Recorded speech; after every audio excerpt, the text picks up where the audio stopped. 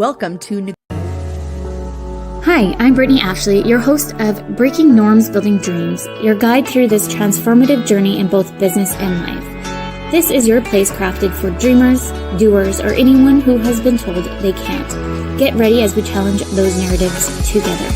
You're tuning in live to the United Public Radio Network, airing on 105.3 and 107.7 FM in New Orleans. We are streaming on all the popular platforms every Monday at 3 p.m. Eastern Standard Time. Join me for a candid and thought-provoking conversation celebrating your unique journey because you are worth it. Welcome to Negotiating Happiness, the show that helps you find happiness, success, and balance in your work and life. I'm Adriana Fierster, your host for this journey into entrepreneurship and personal growth.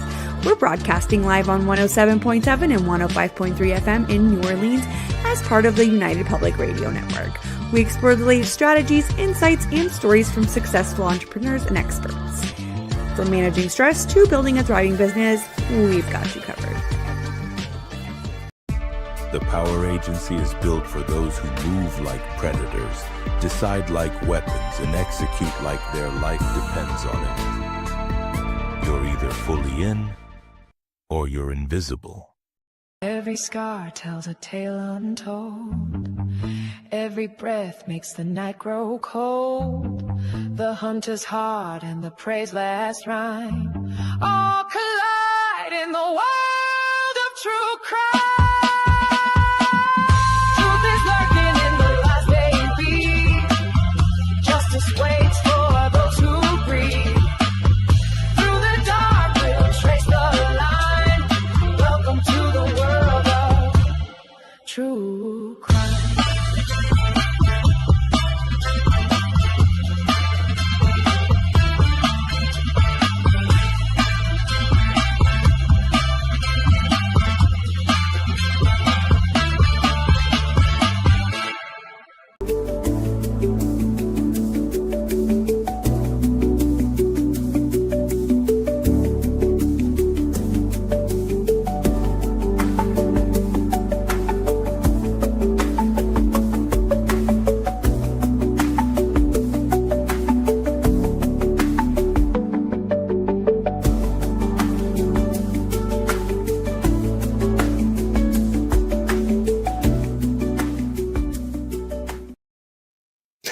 Welcome to the Authors Quill, everybody. I hope everyone out there around the planet is having a great day, great evening, great morning, wherever you happen to be on our big, beautiful blue planet. This is the Authors Quill.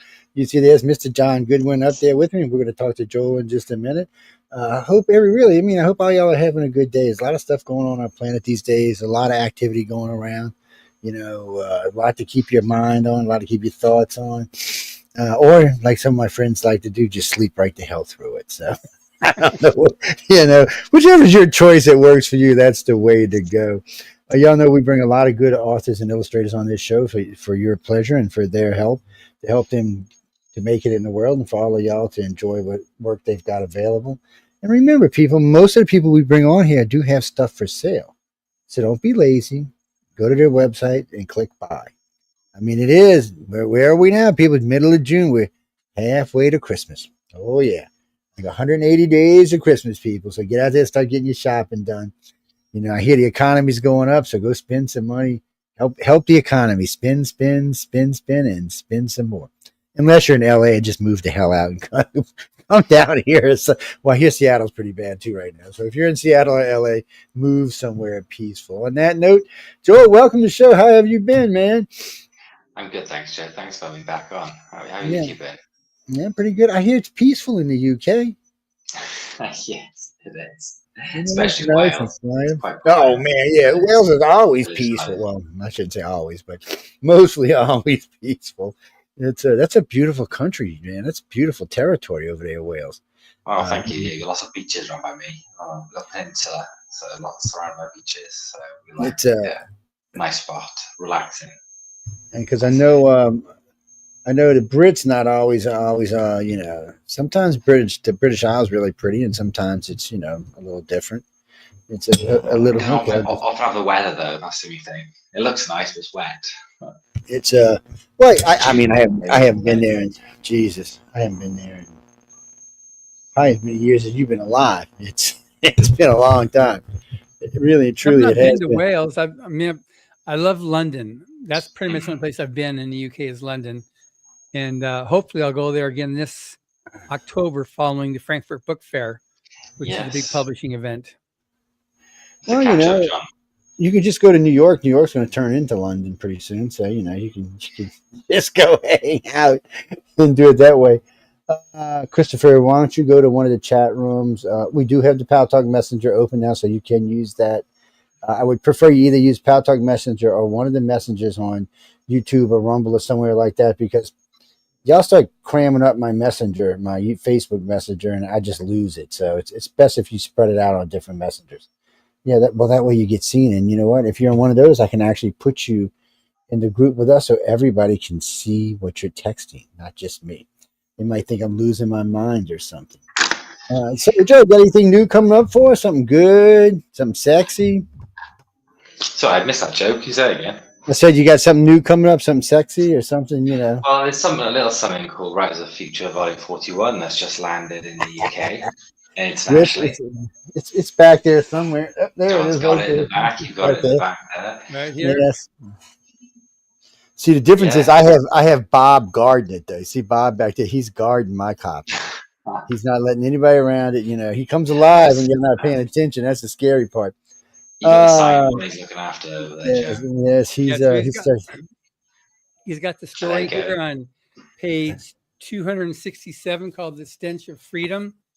And he had an amazing piece of art that was created for him. Oh, yeah, John Barlow. John Barlow here. Yes. Fab on the right. John was a cool guy. It's awesome. Yeah, he was on that long ago. It's, I love you. So while we're on this subject, so you walked in, you're an author, it's the great reveal. You're walking in. So did you recognize it right off the bat, or were you like, oh, shit? Yeah, no, I remember walking in because in the Arrowhammer Theatre at the bottom of the building. It's a big, nice theatre they got down there. Pictures were set up on these easels, and as soon as I walked in, I could see it across the room. I thought, I know straight off the bat that's my one. But because it's on the opposite side, I started walking, just have a look at the other ones, and I got. You're giving the illustrator. No, I'm gonna go see my one. I couldn't wait anymore. But yeah, I saw right across the room and thought, that's right. Yeah. I love it. It's in my study. Yeah, it was great how he did that billowing cloak behind him as he was walking through there. It was like, that was a really good thing that he captured there. Yeah, he showed me his Breastman's reference photos he's taking. So he had a cloak on himself and was walking, the billowing effect and take photos. Really clever. It was brilliant. He's really captured the mood and atmosphere, I think. Do you have the art in your home? I do. I've got it in my study upstairs. Yeah. As I have that there where I write now. So I got the sign as well. So yeah, I love it. I see it next to my trophy, Rise trophy. So yeah, I never thought about that. I guess I should get a copy of all the illustrations and the cover of all of the stories. I could put them in the studio on one wall because we're getting ready to set up a projector system in here. So that would look really cool. I never thought about that. I'll have to think about that. Yeah. There's a lot of them now because I've been going 6 years. How many years have you going, Joe? I've been 5 years in 6 groups because the first group was a double group. That was their day back from COVID. Yes. John brought me down from the day back COVID, said, yeah, he'll get lost in all this crap. There was a lot of people, a lot of stuff going on. But you know what amazed me? If they handle it just as well as they handle the small group, that doesn't. I'm sure behind the scenes, stuff that I don't see, but in public, they all were well mannered, well refined, just did their jobs without any.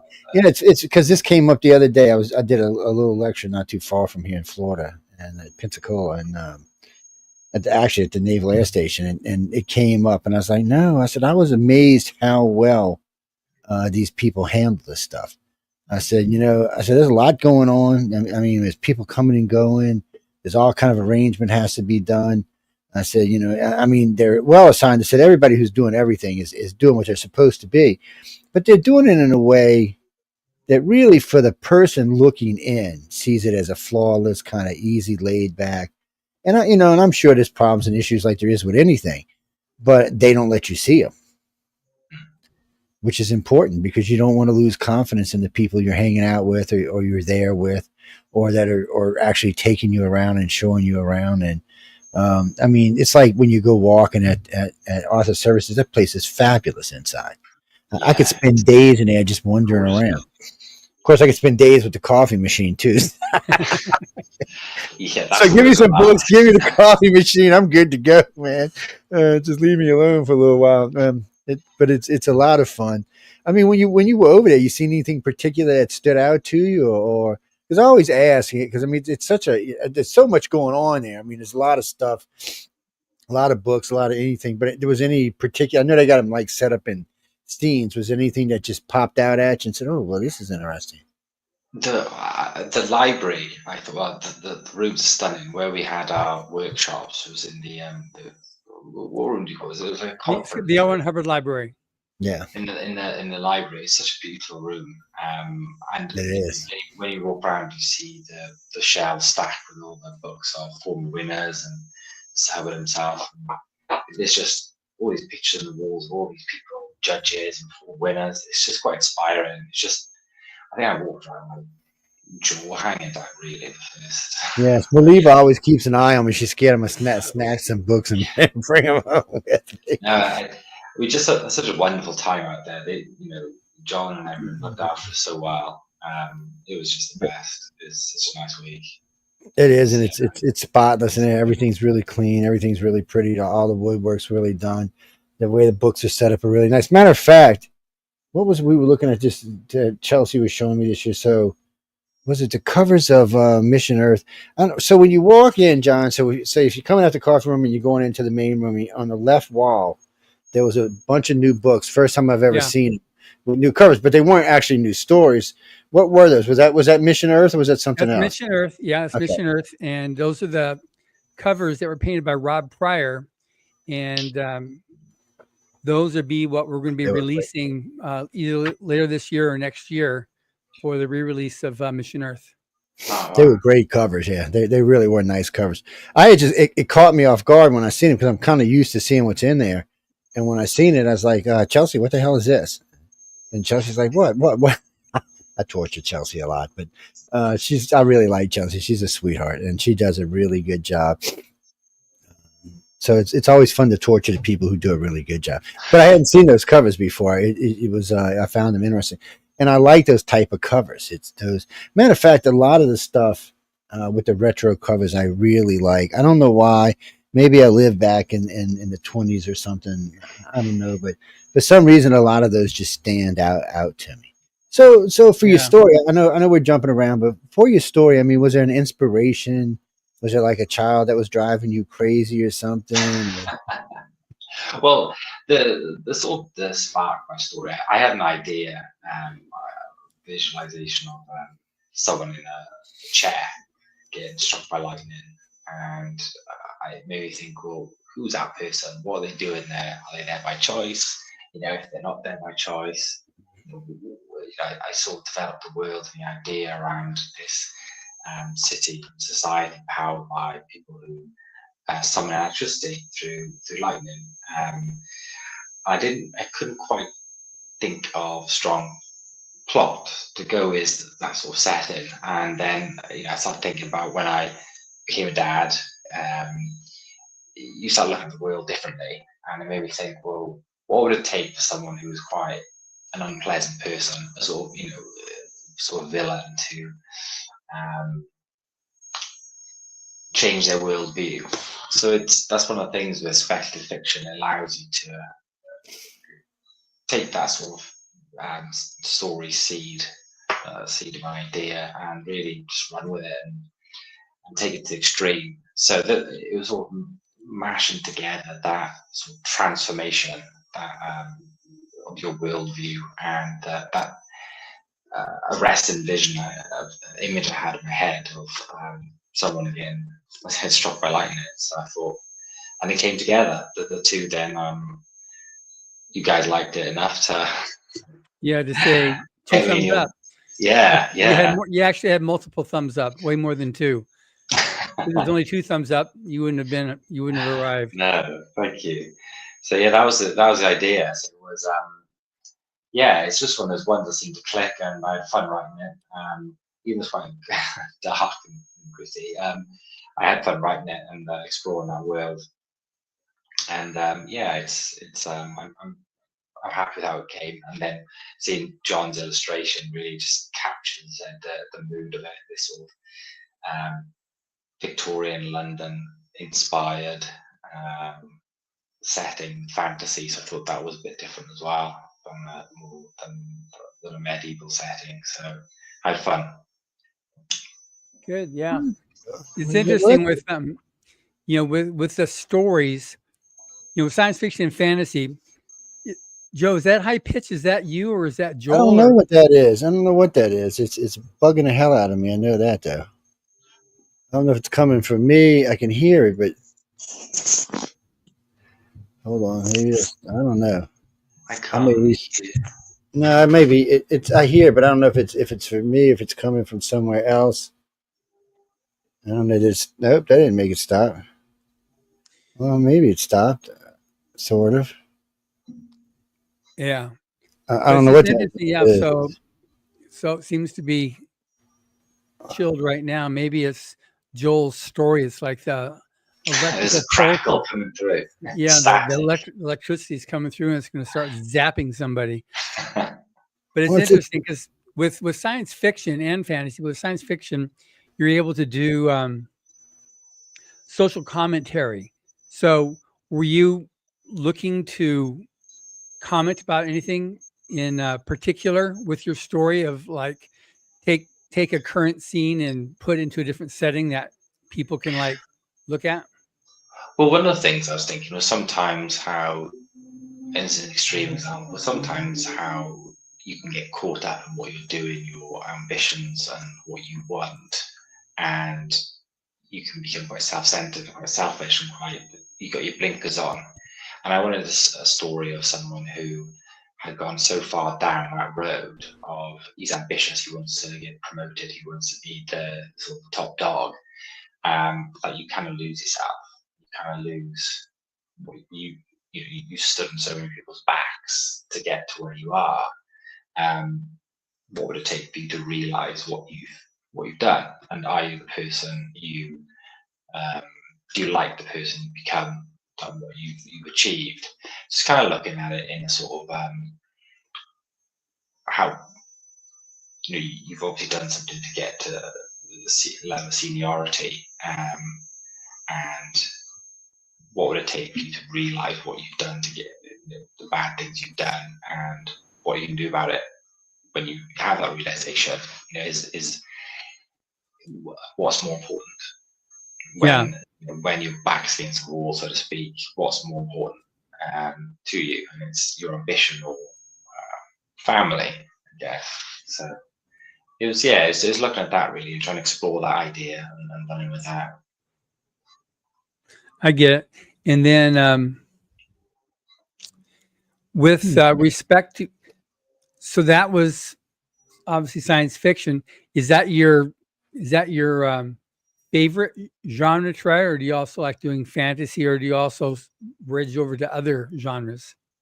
I mostly write science fiction and fantasy. I do like because I have 2 young kids. I think I write some sort of silly picture book ideas for them, which are quite different to what I write. But I tend to write more science fiction, short stories, and fantasy. I think I find it hard to get short word count.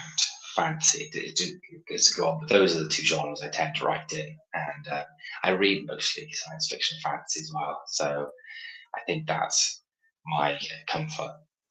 Where I get it. Yeah. Do you ever just tell stories to your kids? Do you ever just like make up stories and tell them stories, and then become inspiration for other stories you then want to write? Yeah, I do have some. Sometimes they'll ask me to say something for bed, to tell them something, make up something silly to try and make them laugh, or to put them in a good mood if they're having a tantrum or whatever to distract them. And yeah, sometimes I have one idea of a fluffing puffin. So kids are like, they they like the silly stuff like the farting and stuff. So I think I'll just do that and try and make them laugh and not cry. Mm-hmm. Try and get them out of bed. So and stuff like that is quite good. I find some creativity, sort of jump through ideas and start trying to think of something, and it's a different exercise to try and get those juices flowing to that, almost like a way to break through the writer's block is to think of a different creative exercise, something different. Still creating a story, but it's a very different sort of story. It's more fun. Yeah, it seemed like having your kids would be a great way to break writer's block by just telling them a story. Yeah. So and you sort of, when your brain swaps into that mode as well, you think of it differently because it's oral rather than written. Then, so you'll listen to how the words sound as they come out, and if it's in a sort of prose, or if it's more in sort of pentameter. So the way you're speaking, the words you choose, the rhythm of it all, it kind of makes you think of the story differently. Because when you just type on the computer, sometimes I don't read it back to myself very often, and that's a good tip someone said, is to read your story when it's done, because then actually Jodie told me that when Unbeliever, when my story got through, they said read it out loud, and then you can help me pick out if there's the sentences don't quite sound right, and the story once it's read sounds different than when you read it in your head, because then when you read it in your head sometimes you skip over words because you know what's coming, but when you have to read out loud, all of a sudden you think that sentence is too long, or you're short of breath, or it doesn't quite sound right, it doesn't feel right, it doesn't have the right rhythm to it, or the paragraph is too many sentences the same length. It hasn't got that flow to it. So that's what helps as well. Reading stories of children, it gives you a perspective, I think. Now, are you still going after that dream of becoming an author, or have you like now, okay, I've been there, done that, now it's back to making my money and raising my kids? No, it's definitely much still my dream, and if anything, coming to Hollywood, it's inspired me even more to that. Good. It's achievable, and it's lit a fire in me that I think, do you know what, I've been picked as a winner of this contest. It's huge. I feel really proud and privileged, and honoured really to be in this list of alumni, really, who's come before me, and it makes me want to do more. I think it's a huge achievement for myself, not something I thought I would achieve, but it makes me want to do more, and I want to be one of the people who in 10, 15 years, when it's volume 55, 60, that I've gone on and published books, and I'm making a living from it. Someone to look and hopefully inspire the people who come in after me. Good. Well, we're totally with you on that. That's the idea. Yeah, and that's it. It makes the contest gives you that belief. You look at some of the names of past winners and think they were in my shoes once. I'm starting off in some respects in a similar position. Their careers have gone that way, so with a bit of luck, hard work, who knows? It could be myself one day. So it's been great. The confidence boost has been just unbelievable. It's really transformed my perspective, my confidence, and really just my mindset as well. It's I've Yeah, gone but, from, it's not you a know, hobby, it's I can do more. yeah. And one of the things that's interesting too, because when a person is reading any author, they see the author in present time. This guy is a New York Times bestselling author. This person's a USA Today bestselling author. This person is international bestselling author. And so you don't see their journey. Everybody has to start somewhere. And the whole, the joke, like, yeah, it only took them 20 years to become an overnight success. Yes.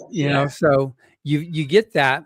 And so, I've talked to Scott Card, I've talked to Larry Niven, I've talked to Jody Lanai, to all of our judges, and many of them got their start entering the Writers of the Future contest, like Nydia Corafor and Rob Sawyer and Sean Williams and Dean Wesley Smith, Nina Creaky Hoffman, Kevin Anderson. That was their start of their career as a writer, by entering this contest and writing and writing and writing.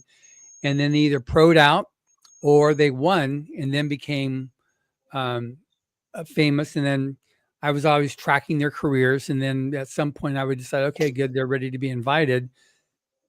But I also watched to make sure, are these people interested in helping other writers, or are they just, no, I just have my own career and that's all I'm going to do. And some people I've talked to and says, no, I just want to do my own thing. I said, okay, I'm not a good teacher. Okay. Have a good life. Those aren't the people for Writers of the Future or Illustrators of the Future, because they're not into that aspect of helping the next generation, wanting to be able to stretch out their hand and help pull the other guys up. And that's what you got with their judges. They're just such nice people, and they're willing to help, and just, they welcome you into the ranks of a professional writer, and they're hoping to see you come out with some books. Yeah, I mean, all the judges, they were so approachable and really passionate, and they just wanted to help. And it was funny. They just treated you like peers, and it was quite bizarre. It was really nice. It's like, oh my goodness, just speaking to me like I'm one of them. Yeah. And they were great teachers, and you could see they really cared and they got a lot out of it. It was really inspiring to see them looking to help us and to say, well, we want to pass the baton on. We want you to be coming up next, and we want to help you get there. It wasn't any, I'm going to pull the ladder up after me. It was all, how we did it. This is how I think, this could help you. This advice might work, it might not, whatever. But any questions, and they were great. It was. You'll find the guys that come there, especially the ones that come routinely, they make sure that the workshop week and the event is on their calendar, and they work around it. So they get asked.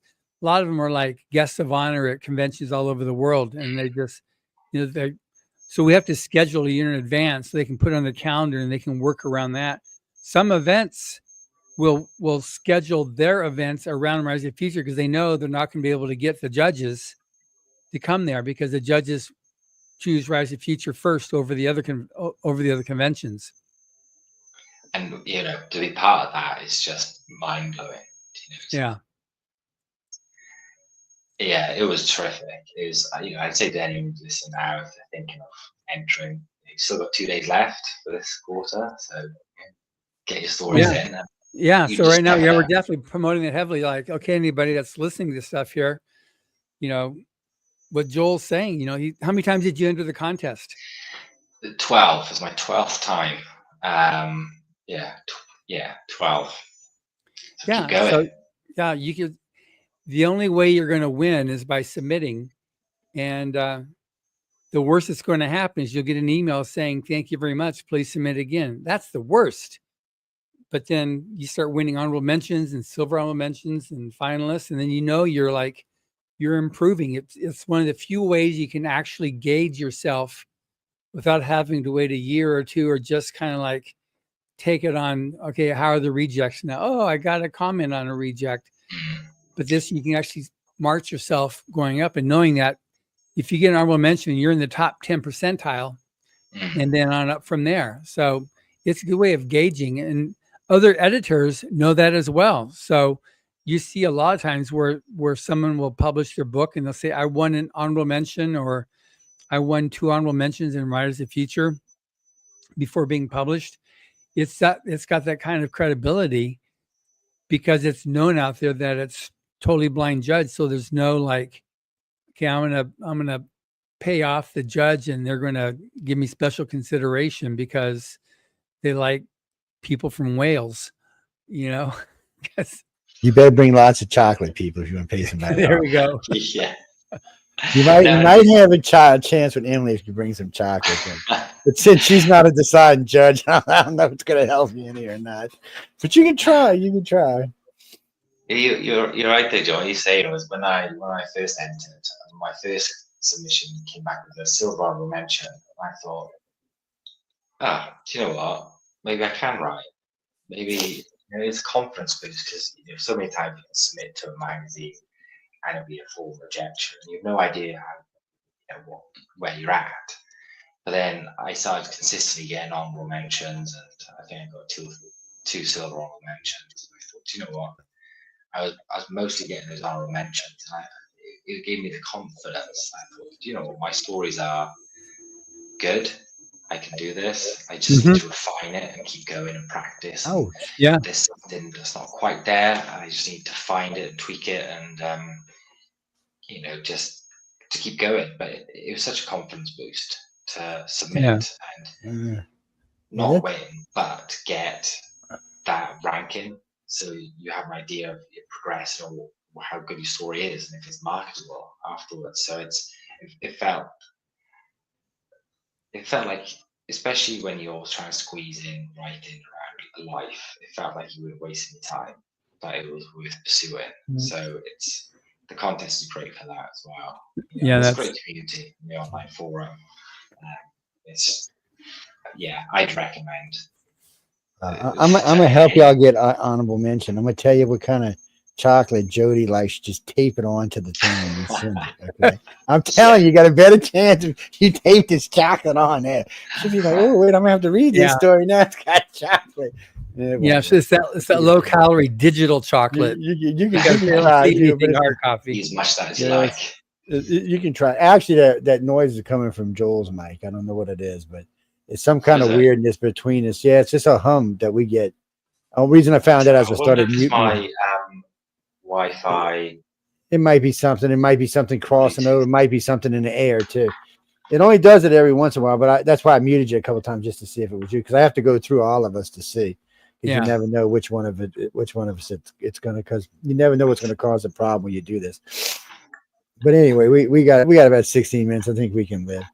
We can deal with it. Is there any? I was just curious, Joel. Is there anything from writersofthefuture.com that was more beneficial for you personally?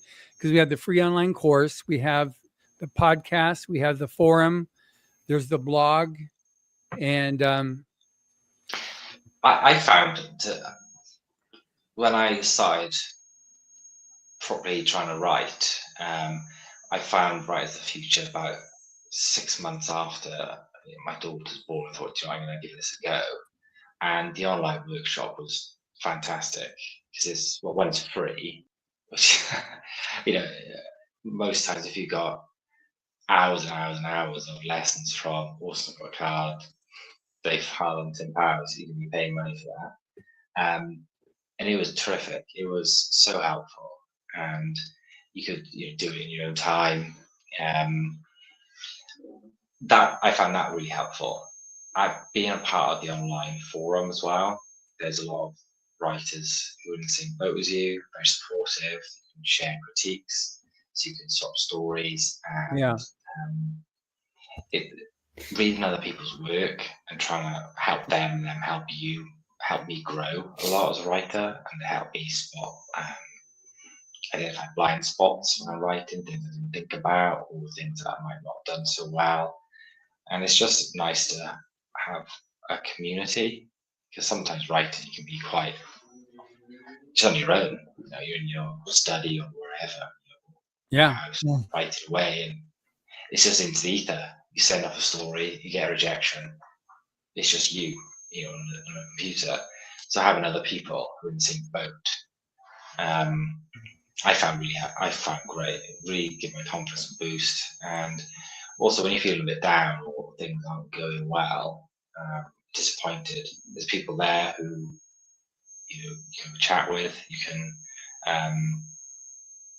bounce ideas off. So it's a really nice community. Yeah, the forum is also set up so that there's one basic rule: you can't give anybody grief. You can't diss anybody, and if you do, you get one warning. You do it again, you're banned from the forum. Because if you want to get somebody to give you some grief, just go on social media. You'll have it. Quite, yeah. You'll get it in no time at all. Yes, come see me. I'll give you lots of grief. You know, it's funny because we were talking about writersofthefuture.com last night. It was part of the right smack in the middle of the show. Somebody asked me about John. And so I said, well, I can't tell you about John without tell you the whole story. And then at the end, I always plug the Writers of the Future. I usually plug both galaxypress.com and writersofthefuture.com. But we had a big audience last night. And people, once I promoted, then somebody's got to always ask me, oh, well, how do I win? I said, submit. Well, you don't have you don't have any ideas? I said, yes, submit. And I said, look, you can submit 4 times a year. I said, come on. If you can't win, then I don't know what to tell you. I said, I will tell you for writers, it seems to go between 12 and 18 times before they win. That's about average. Illustrators are a little less. Illustrators between 1 and 7. I said, they win a little fast. I said, but it's a different thing. I said, they said, oh God, that's like 14 years. I said, no, you can submit 4 times a year. I said, it's like 3 years. Well, that is a great thing about it as well. Is it's so regular. It's 4 times a year. It gives you that deadline to work to. You know where you stand. So it's writing one fresh story each time, which is always helps. Is the advice I give. Yeah, write something new. That's important to do. Keep on doing. There's no scarcity of story ideas. Yeah, so it's just a really good place to sort of learn. Because you're writing new stories, you're getting a grade in. It's regular. So, Now you read a story too. You read, was it Typewriter in the Sky by Owen Hubbard? Yes, that was really, I really enjoyed that. Yeah, it was. It still felt quite fresh in the sense that it was dealing with quite what we call meta now, I guess you probably call, with the character falling into a story. And he knows the writer, and he knows his friend is the author, and he's fallen into his friend's story. So he knows the sort of tropes his friend is going to write, and that he's in for a plenty bloody ending if he doesn't try and change the narrative himself. So it was a fun read, and it was funny how he played with the sort of tropes of and the idea of the story writing itself and getting away from the writer, which we can all sympathize with. And a lot of the characters he meets at the end when he's back into New York, and he ends up in the bar there, and he's with the Western writer. Yeah, well, there's several writers in there, and those are all different pen names. Oh, are they? Yeah, he wrote under 15 different pen names, so several of them were the people in the bar.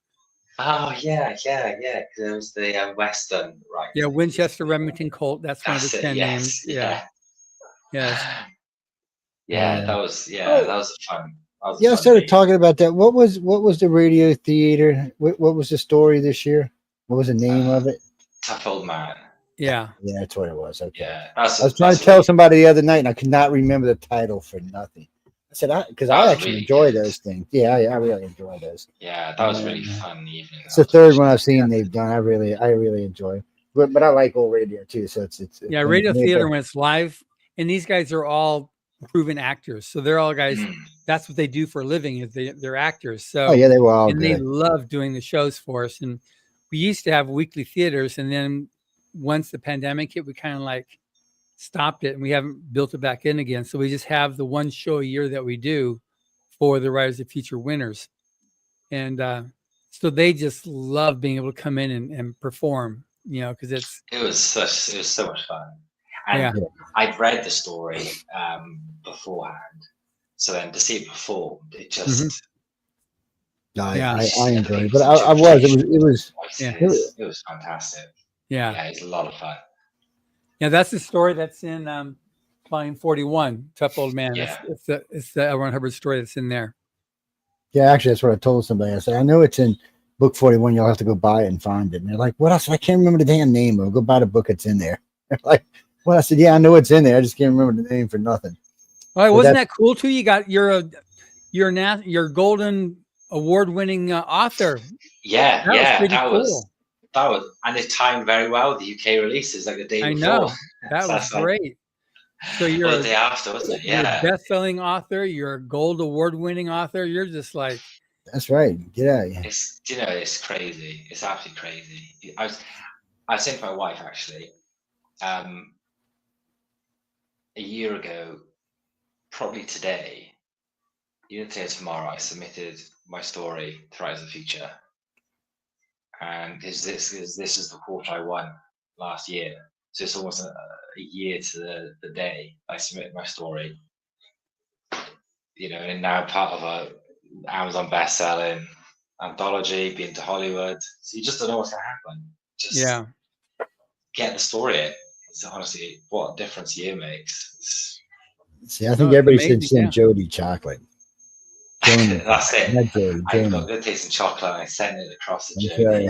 The rest is history. Look, I get my station manager to send me Canadian chocolate down all the time because it's better than American chocolate. It's amazing too. They even got, it's funny about it. They have like Reese's, but they don't call them Reese's. They call them something else. They got like Kit Kats, but they call them something else. But it's a better quality chocolate than what we get in the States.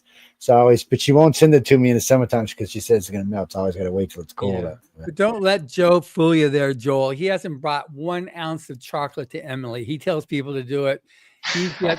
He just gives her swords. Yes, I give her better than chocolate, man. I got a present for her this year. I ain't gonna tell her what it is until I see her. It's we got to make sure John is protected. Come on, there's riots in there. I could see her out there. I might have to bring one of the big ones. Let us stand out there like this and say, come on, come by. We'll fix your ass up. And, I think she's swinging on somebody. Hey, guys, girls, we're talking about Emily Goodwin in case y'all don't know who we're talking about. Emily is really a sweetheart, but she will kick your ass if you get in her way. I'm just being honest with y'all, okay? It's the kind of person she is. That's why I say this. Oh, Emily, I love you, baby. Don't hurt me. She's like this big too, people. I'm just saying, but she is a lot of fun to hang out with, and she really is doing what she's supposed to be doing.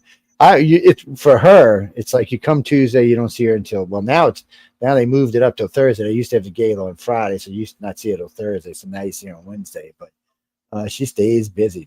What John does too. John's like, I see John a little while in the afternoon when I catch lunch or breakfast or something. Then I'll see him later on in the day, unless I happen to be in the classes, and then I'll see them more often.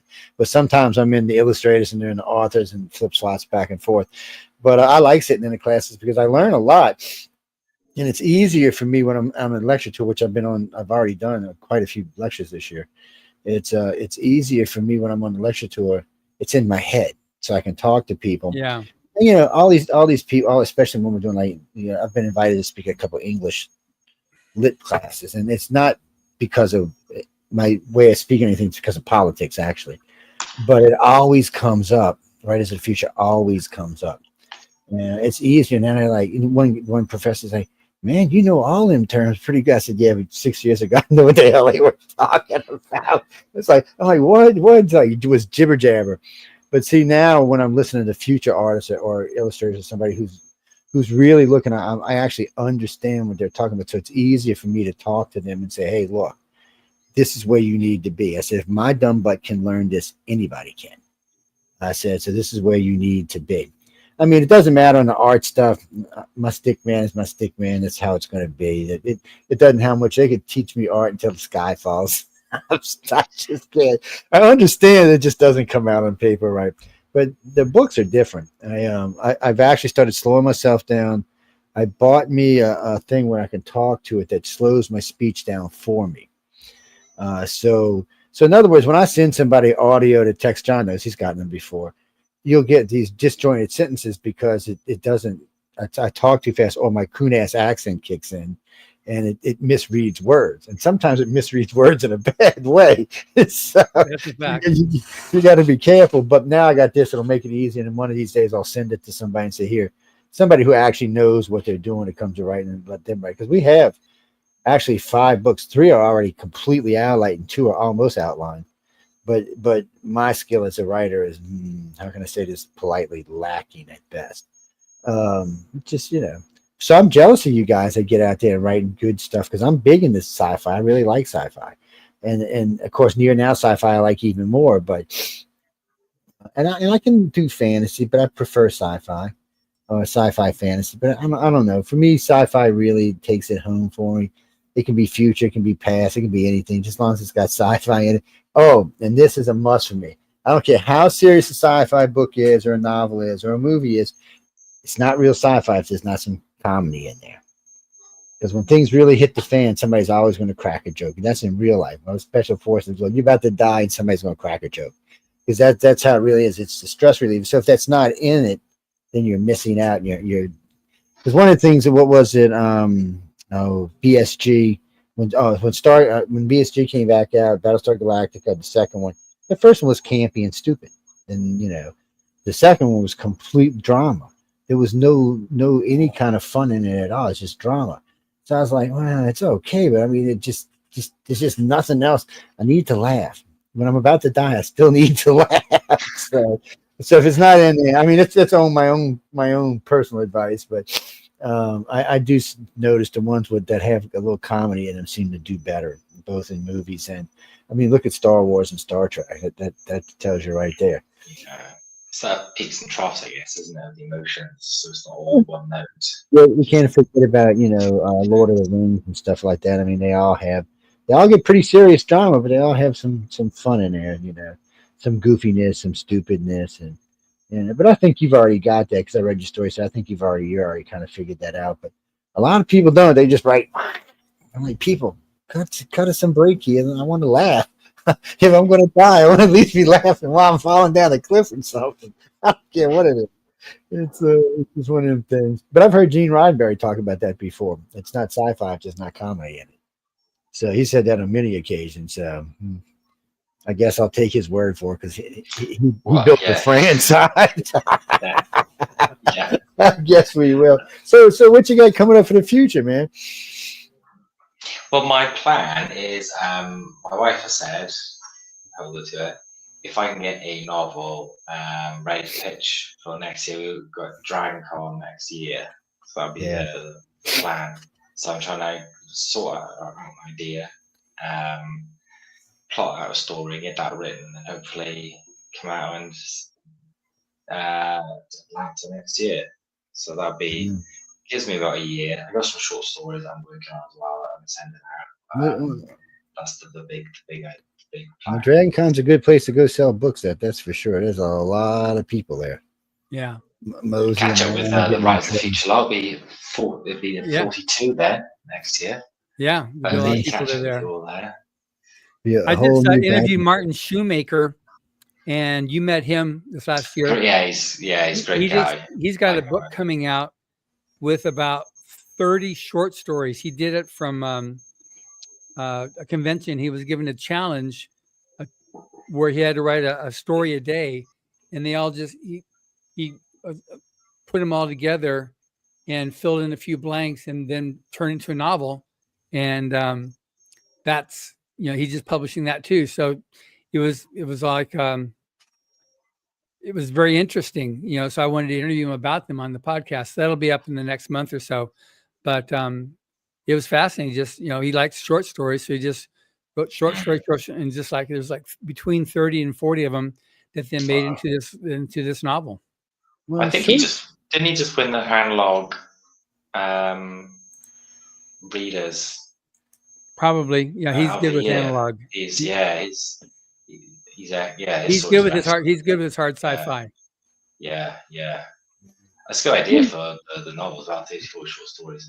Yeah, well, short stories are good for people like me who have a lack of attention span. So or anything in audio form is good for me because, you know, my attention span lasts about 6 minutes sometimes. And it's well, I mean, seriously, it's better than that, but still, you know, I get to running around like a crazy person and I forget what I'm doing half the time. So it's something I can read quickly and enjoy.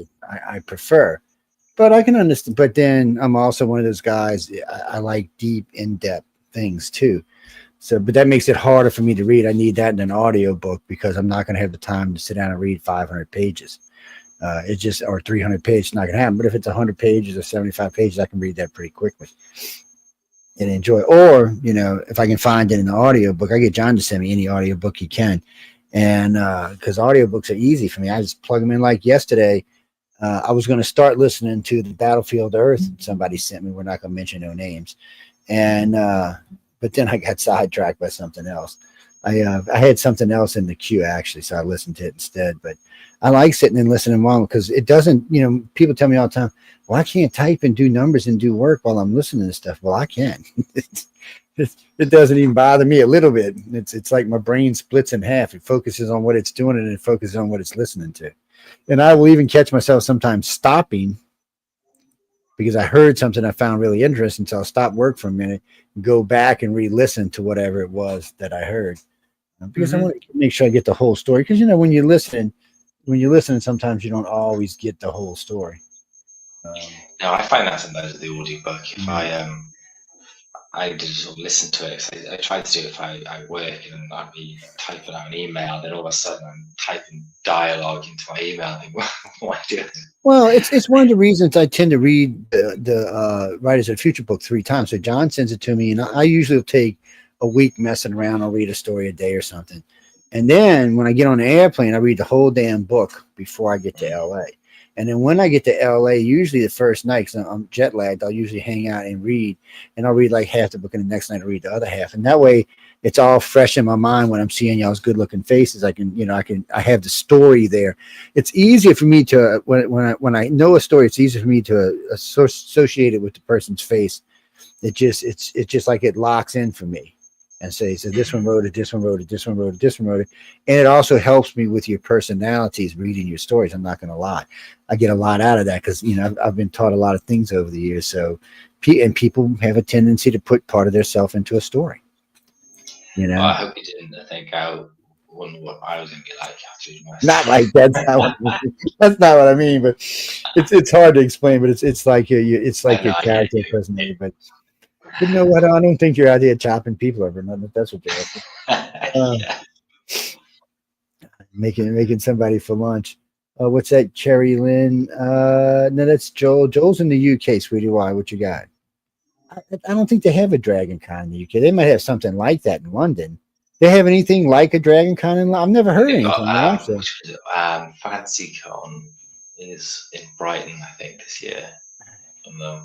Because I usually keep up with y'all mostly pretty good because I got a lot of friends in the UK. UFO on the Cover, them people love that show over there. And you know what? It airs at midnight, and they still love that show over there. It used to air at 1 a.m. over there. It was like coast to coast for them. I didn't realize until one day I was getting phone calls, and in the old days when we took calls, and half of them were from the UK. I was like, what? I mean, that's not even a cheap call back then. Yeah, I'm telling you, back then that wasn't even a cheap call. That was actually a paid call you had to make. And you know, a lot of times you got to sit and wait. And we know we have a good audience over there, and a bunch of them, like half of them, were from London. And we get calls from pubs. The guy, I kept hearing thunk thunk one night. I said, "What are you playing darts while you're talking to me?" "Oh, how did you know I was playing darts?" I said, "Because I could hear thunk thunk." I said, "I used to play darts, man. I recognize the sound." I said, "You got to talk to me. You got to play darts." "I can do both." I said, "No, pick one." I said, "Pick," but I'm in the middle of a game. I said, "Call me back later." It's a lot of fun. There's a lot of interesting people in the UK, and I like it because mainly. We think the same, but then we think different on some things. It's just like certain words we use. Your words are different than ours, even though they mean the same thing. They're just slightly different than ours.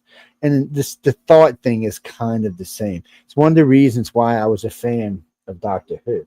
There's also a reason why I was a fan of what was it, Blake Seven? Well, the guy who relaunched Doctor Who recently, he went to the same school as me, but older, so from the same school. The writer, Russell T Davies, I'm sure. Yes, yeah, it's I mean, it's one of the reasons I liked him. In the old days, when I was young, BBC had them down here in reruns. I mean, it was probably like 4 years behind what they were in England. And, you know, and I used to think, well, y'all got some weird ass, it's their comedy. I was like, what the hell? Yeah. I was like, who the hell's writing this stuff? But it was a lot of it was really good. But I did like the drama parts. It seemed like it was well orchestrated, well done. I mean, let's not talk about the well, you know, the whatchamacallit part sucked, but the special effects. But other than that, but you know what, a Dalek from way back then still looks like a Dalek today. So I'm not going to hate. But I mean, stuff like that and those other shows I used to listen to. They have, I mean, not BBC, PBS for a long time had 8 or 10 different style shows. All of them came from England, and they were just, when you listen to people talk, you just think differently than we do. And not completely, not utterly, but different, which I like. I get tired of hearing the same old. Especially now, I'm getting to be old. So, you know, I don't like the same. Last time I checked, I was born before the sun came up. So I was born before the universe came up. So look, I got to pick on him. What's that, Stephanie? No, Joel's the oldest here. What are you talking about? He just looks younger than us. That's all. It's the lighting. His favorite lighting. That's special British makeup, man. That's what that is. He's one of those golden age authors from the 40s. I got a portrait of my actor. Yeah, exactly. Oh, actually, no, Denise, we actually do have another guest. Come on, let me go check. I haven't seen him. I just sent him the information a minute ago, though, so we will try it again. And just to make sure. Oh, what is this popping up on my screen? I don't know who Ellen is. Lord. God, please don't let no Ellen be on my screen. She's over there torturing them poor people in the British Isle, man. I'm surprised that all the people in England haven't moved to Europe to get away from that crazy woman. Let's see. So we got Ian Keith is coming up, right? Yeah, he should be. Yeah, I sent him a thing a few minutes ago. I'm gonna send it to him again, just to be on the safe side. Let me send it one more time. Same quarter as me. He's 4-3. He's second. I was third.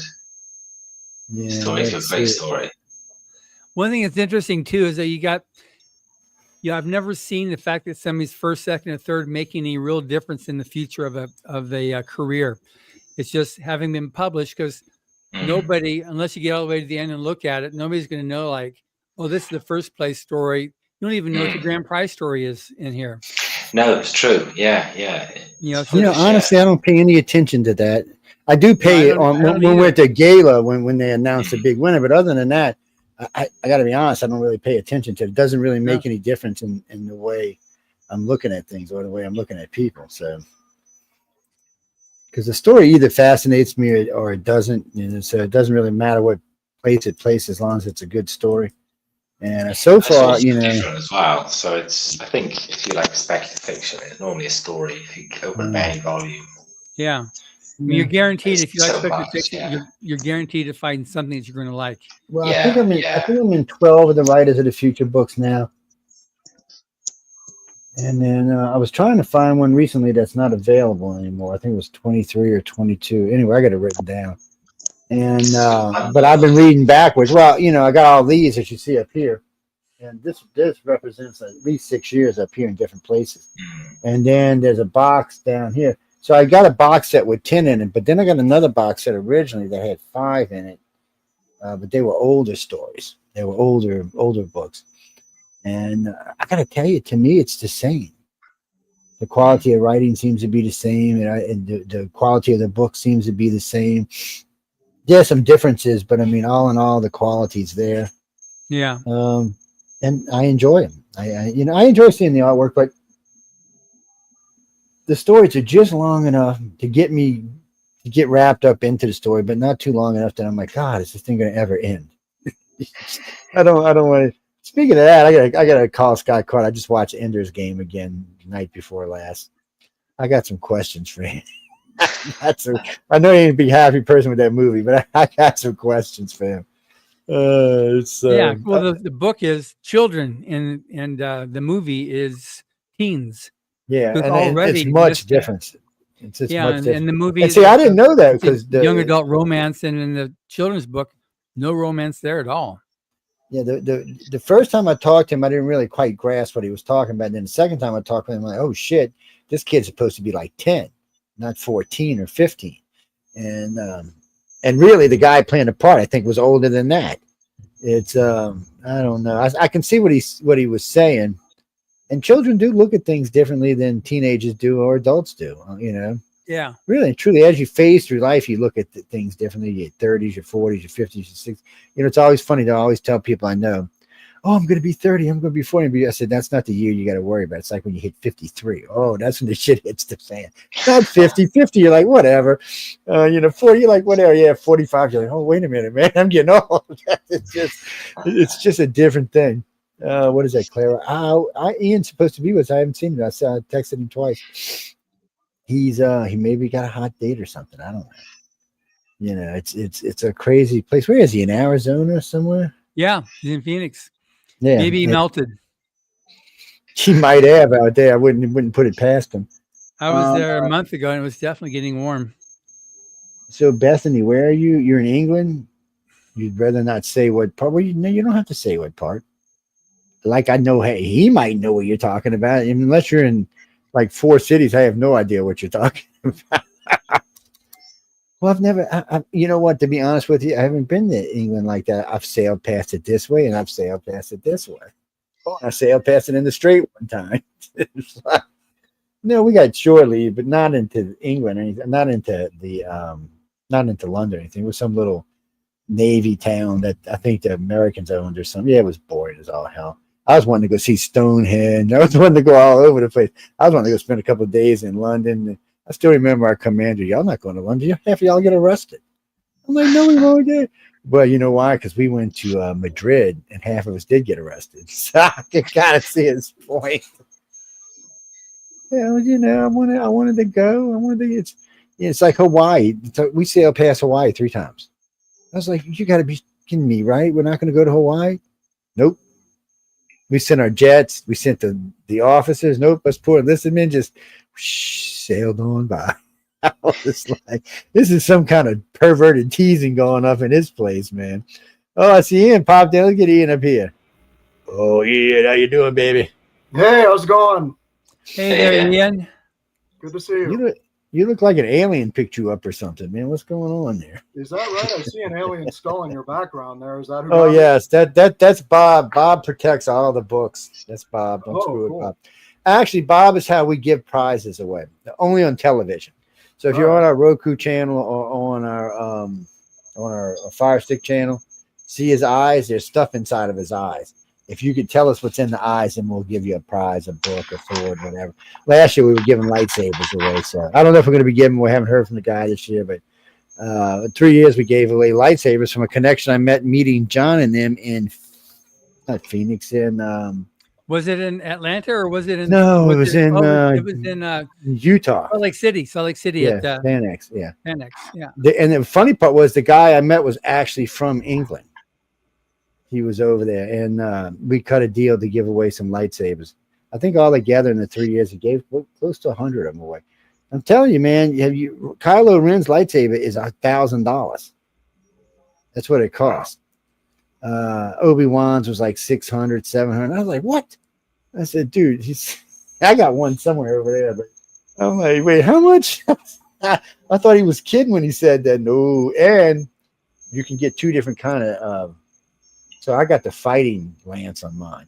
They come with real clean, pretty glass, but you can't fight with those. And if you drop them, they're going to break. So they actually make one you can take off and put on so you can go fight with them. Because there's clubs that fight with lightsabers. I didn't know that. I was completely ignorant to that one. I was like, what? He said, here, let me show you a video. And sure enough, they're out there. And, they got sound effects and all. And when you hit them, they make noises. I'm like, I'm living in the wrong world, apparently. I've gotten too old to have fun, I guess. I don't know what it is. So, yeah, what you been up to? You say hi to Joel, Ian. Y'all know each other. I'm sure you've met Yeah, before. Joel, how you doing, man? Good, thanks. How you doing, mate? It's Can you move your camera down a little bit, Ian? Because it looks like Kilroy there. There you go. yes, he was being possessed. So everybody, so Ian's also published in volume 41 with his story. This is the illustration for his story. The one with the redhead. Stone. Yes, the redhead. Yes. Who drew that redhead? She's hot, man. It just distracts me. You stick her up there. I'm sorry. I'm not even looking at this. Even Ian knows. He's like, damn, they should have put me somewhere else in the book. No, guys and girls, everything you just saw that John showed you is in this book right here, 41. Let me slide this one over. Y'all keep looking at this one. I noticed. This one right here. This is Mission Earth, actually. Oh no, this is Battlefield Earth. I'm sorry. It's Battlefield Earth. Yes. But before we get into this, look at this thing, people. Jesus, and they expect you to read this. I mean, look. You better be a good reader, is all I got to tell you. It's a great book. 425,000 words. So I've seen the movie and I've listened to the audiobook, which is, by the way, I can't say how nice it is. Fabulous. It takes a long time. What is it, John? 40 hours, 44 hours? 42 hours, yeah. It's, man, the sound effects are fabulous. The people, it's just a lot of fun. If you can get the time to read it, all I did, see, I play it for New Year's and Christmas, so I'll have it in the house playing, and I'll put it on speaker system in the house and listen to it while I'm messing around. I mean, it's just, it's much better than reading a book if you can get the audio version because it's way fun to listen to. Yeah, it's got 67 actors, 150,000 sound effects. Definitely is. It won the audio award, which is the top award that the Audio Publishers Association issues. It's a great story that Aaron Hubbard wrote there with that book. But while we're talking about this, Writers number 41 is an audiobook. You can get it in audiobook form. Yeah. Have you guys listened to your story on the audio? I have, yeah. It was awesome. Yeah, Jim Eskelman narrated mine. He's phenomenal. Yeah. Jim is great, man. He's a lot of fun to talk to, too. He's a little bit insane, but he's a lot of fun. When you have a good voice, it can just bring so much more out of a story, but it requires having a good voice. Someone that can actually, create on it and actually help bring it to life, which is what he's great with. And did he narrate your story too? Did he narrate yours as well, Ian? Or is that? Yes, he did. Yeah. Yeah. Yes. You should have done it in Picard's voice. Well, I'm just thinking when he's doing these stories, because some of these stories are very different than each other, and some are very cool stories. I'm thinking he should use like one of those voices.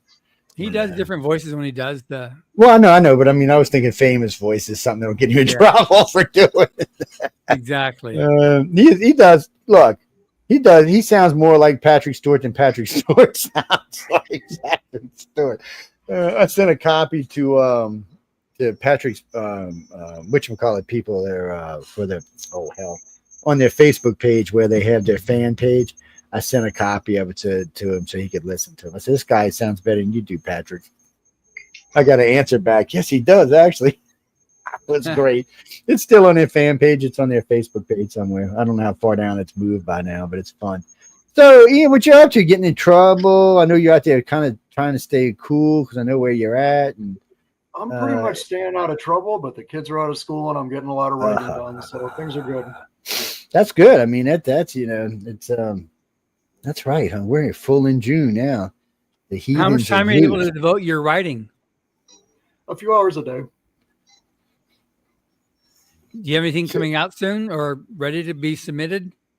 Yeah, I do. I'm submitting a few things, actually. They're in circulation, so fingers crossed. Good.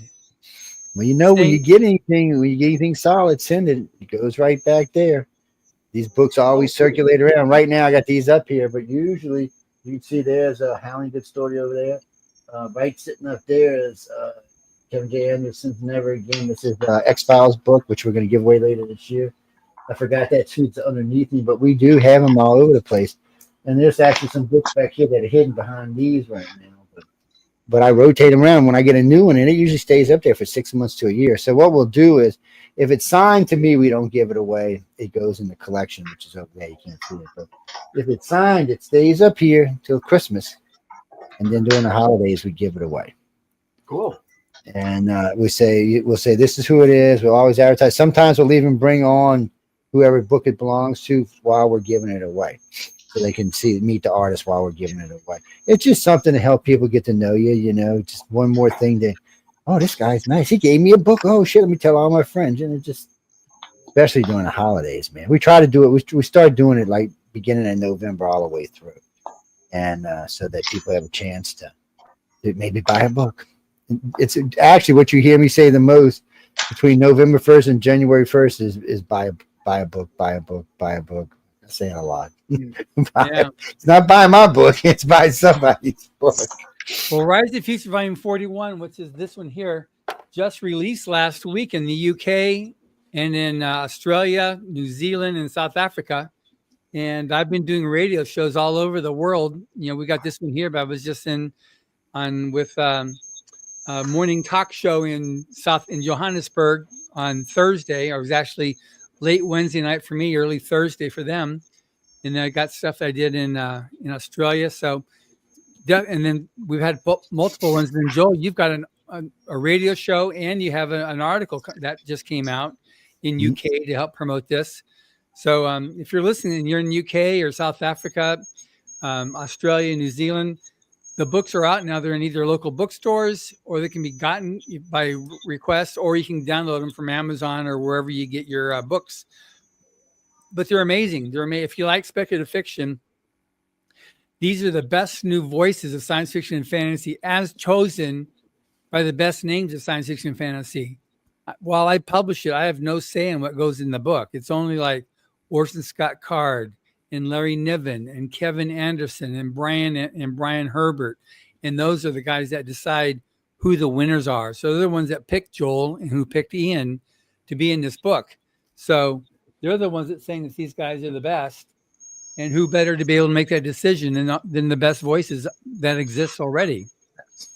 So there. And you can get them, and it's a great deal, and you're going to discover your next favorite authors.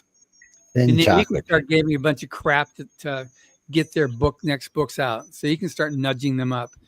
Where's my next book, Joel? Come on, Ian. What's happening? That's right. Where's the book, man? Just right here. Go here. We'll give you their email address so you can start pulling out the book and getting them to submit. It's what is... I need to bow out, I'm afraid, guys, at the moment. Go on. Yeah, I know it's late for you. It's 11 at night. So you're 11:30 almost there for you. So it's great to catch up with you all, and speak to you all soon. Hopefully I'm able to make it to UK and we can work out connecting up. How far away far are you from London? Oh, it's not too bad. It's a couple of hours drive, 3-hour drive. It's not too bad. Oh, good. It's like I drive that to go to dinner sometimes. So good. Yeah, compared to American distances, it's nothing. Yeah. Exactly. Yeah, we drive 5-10 hours like it's Americans don't even care anymore, I don't think. No. Okay, well, thank you very much, Joel. Great seeing you again. See you soon. Ta-ra. Okay. Joel.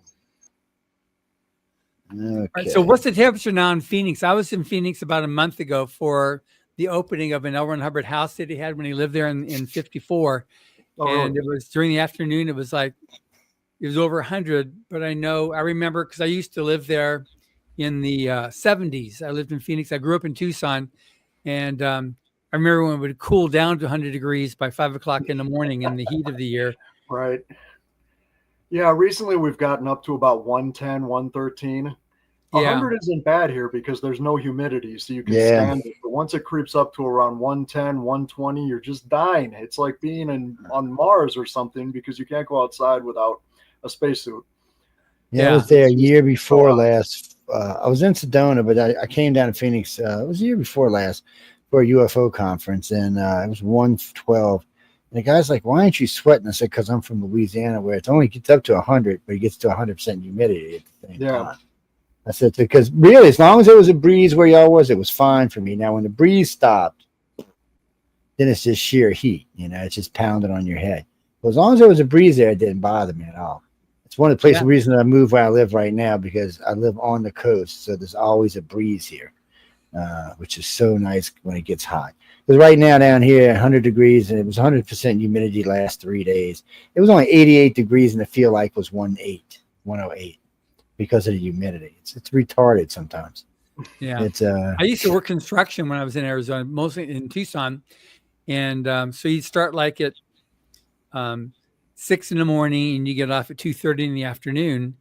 But I would always I'd have a t-shirt on, then have a long sleeve shirt on, and wear a cap and long pants, and it was just like the swamp coolers, So I'd be sweating, drink tons throughout the day, and you're just constantly sweating. So my t-shirt was constantly soaking wet, and then it would just, because it was such dry heat, it would dry out the t-shirt, and underneath in the other shirt, it would act as a swamp cooler, and just I'd stay cool that way. And it's amazing, after 2 or 3 months, my shirt, the blue construction shirts, it would be totally bleached out, because the sun was so bad. Yeah. So you see these other people that were like working construction, they had their shorts on and shirt off, and like, man, by the time they're 35, they're going to be total prunes, Yeah. Yeah.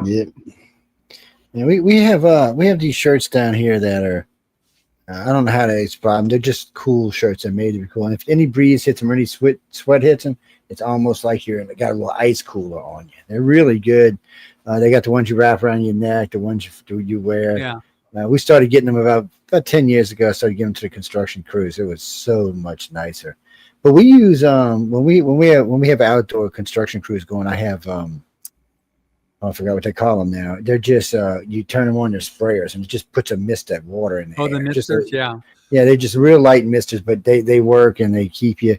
But sometimes we're working with electrical or fire shit, so you can't have them running. So it just depends on what you're doing. It's nice, And Phoenix is a nice city. Other than the aliens seem to like it a lot. I don't know why, but it seems to be. Yeah, I imagine you know about the Phoenix Lights. Oh man, two of my Lynn Katai, who lives up in the mountain, there's a friend of mine. She was there standing on the side of the mountain when it happened.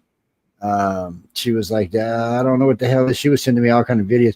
What's the funniest part about that is 2 million people living in Phoenix, and a handful of people saw it. Even though it made the evening news, still only a handful of people saw it. So some people would go outside and see it, and some people would walk outside and not see anything. It's just kind of odd, because cities. What's like the Mexico City sighting? There's 24 million people there. 1 million people saw it, but the other 23 million didn't. It's a question. It's always like, what's exactly going on? Why don't everybody see it? Same thing with Phoenix. Why don't everybody see it? We're all hiding indoors. Yeah, I don't blame you for that either. I'd be hiding all I can. But she said it was kind of in the evening, kind of afternoon, evening kind of thing. But like I said, she lives up on, so, y'all are like this. She lives up here on the right, about halfway up the mountain. I've been up there a couple times. It's nice up there. It Which rarely one, like gets. Camelback Mountain? All I know is if you're standing in the middle of Phoenix and you're looking north, she's to the right, about halfway up whatever that freaking mountain is. So I'll ask her next time I talk to her. And I've been over there 3 or 4 times, but I never asked her what it was. I say I've been to Phoenix, I've been to Scottsdale, I've been to Sedona, some other little town over there. I actually like Arizona. The heat doesn't seem to faze me. And all the locals are always like, "Why?"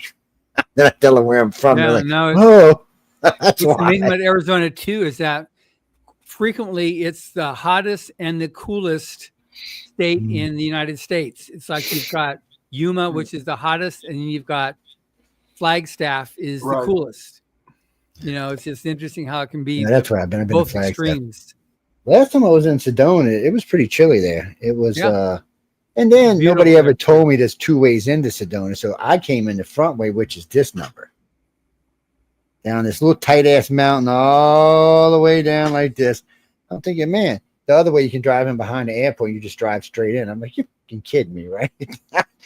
It's everybody in your car is about to have a heart attack because you could see over the side of the mountain when you're driving down. I was laughing. It's not the first time I've driven on mountains, but I didn't realize there was another way into it. We came off, I think it was off of Interstate 20 or something. and took some road and then ended up down there. I liked it. It was pretty. I mean, I didn't find it to be any more fascinating anywhere else, but it was a pretty little place. Yeah, it's very pretty. How long have you been in Arizona, Ian? We have been in Arizona since 2013, so about 12 years. Coming from where? From North Carolina. We drove cross country. It was 2,000 miles. Beautiful trip, but it took us a week with small children. Yeah, I can imagine. And we got out here and we've really loved it here. The winters are just beautiful. It's like spring. Yeah. For 6 months here, and then it gets hot. That's why you got the tourists come out, the snowbirds come out then for the winter, and they leave in the summer. So you came out because you're teaching, right? No, because my wife was. Oh, your wife was teaching, and there was education somehow in there. Yeah. So when you're not, as you're on your way to making a full-time living as an author, what do you do right now? Right now, I'm making a full-time living as a ghost author. Wow, that's right. Okay, that's right. Yeah. And I'm not ghostwriting fiction. I'm ghostwriting mostly qualitative research. I help researchers write up. Oh, you might be the guy I need to talk to then. Oh, really? Well, you're talking to him right now. Well, so I'm national director for a research organization. And so one of the books we want to put out, which is completely outlined already, is all about the research the organization's done. It's just pretty much, it's I can't figure out how to write it because one, it's too dry if I write it. But it is just all research. It's 42 years worth of research. Wow. And it's and since it's it includes the lights that you saw in Phoenix. It does include the lights that you saw in Phoenix. It does. Is it about UFOs? It's about it's actually quite a bit more in depth than UFOs, but so I don't know if you've ever heard it. My organization's the one that came out with the blood type study, which they use for everything these days, and which was funny because I was doing research to try to find a particular type of people, and this blood type thing popped into the middle of it. Well, when it did, I contacted 3 of the biggest hematologists in the country and got them to come work with me. And when I mentioned the word UFO, they were like, I said, no, that's not what I'm looking for. I said, I just needed questions answered why things are a certain way. Like, why does South America and Central America, most of the people, 98% of those people are O? Why is that? That shouldn't be that way. O doesn't make up that much of the population, makes up 37%. But there was lots of other questions besides that I needed answered. And the guy was like, he said, this is one of the most in-depth researches in blood study I've ever seen. And so some of that we want to put in there, not all of it, because a lot of it would just be too boring, too much for the layman to understand. But the stuff that they can understand, we want to include in there. We use it to find people who may have had contact. We were looking for similarities in people that may have been crazy or not crazy. We were just looking for ways to find people who may or may not have had some type of contact. And the blood type thing. So 67% of everybody who says they've been contacted have Rh negative blood. It's a weird coincidence. Oh. And since Rh negative blood people are way different than Rh positive people, and the Rh negative don't share their genes with the rhesus monkey, and the Rh positive does. Is it even the same group of people? So it's a lot of research in there, but there's a lot more than just that. That's just a part of it. There's lots and lots of stuff in there that we've been researching for years. And we've just been trying to find a way, I want to know if it's real or if it's not real. How legit is it? How not legit is it? What can you prove in science that makes it real? I have a bachelor's in science. I'm a geek in science, but I also have degrees in advanced electronics and avionics and quite a few other things. But I just, wanted to know if it's true. And I mean, I got an advanced degree in voice stress analysis, which is fabulous, but I got the type of degree that I can use to set up for the machine or not. I can just look at your face, and also got voice, but we also got facial recognition, body language. I've done a lot of it over the years. I can't tell you. Matter of fact, there's a movie coming out called Capel Green. I did all the voice stress on the guy from Rendlesham Forest, which also would be in it. So that was the Colonel Halt is the one who originally seen it. This was a nuclear missile base that had this experience. This wasn't just some Air Force base, man. This was a nuclear base that these guys all went out in the woods and freaked out on. So we're just trying to find similarities that show, could this be some kind of disease in somebody's head? Or could it be something else? Or is there real legit something going on? That's the questions we want to answer. That's what all the research points to. It's interesting. But like I said, the book's been laid out for a while. I'm just not a writer in any shape, form. I try and try, but it never sounds right to me. When I start reading it back to myself, I don't know. It sounds like jibber jabber. That's the only way I can explain it. So I've been looking. So you might be interested. It's something we've been wanting to put together, and it's something that would take off in the field extremely quickly, because no one's ever done anything like this before. It's just like a guideline to, is this person maybe having experience? Is this person a nutsoid? What?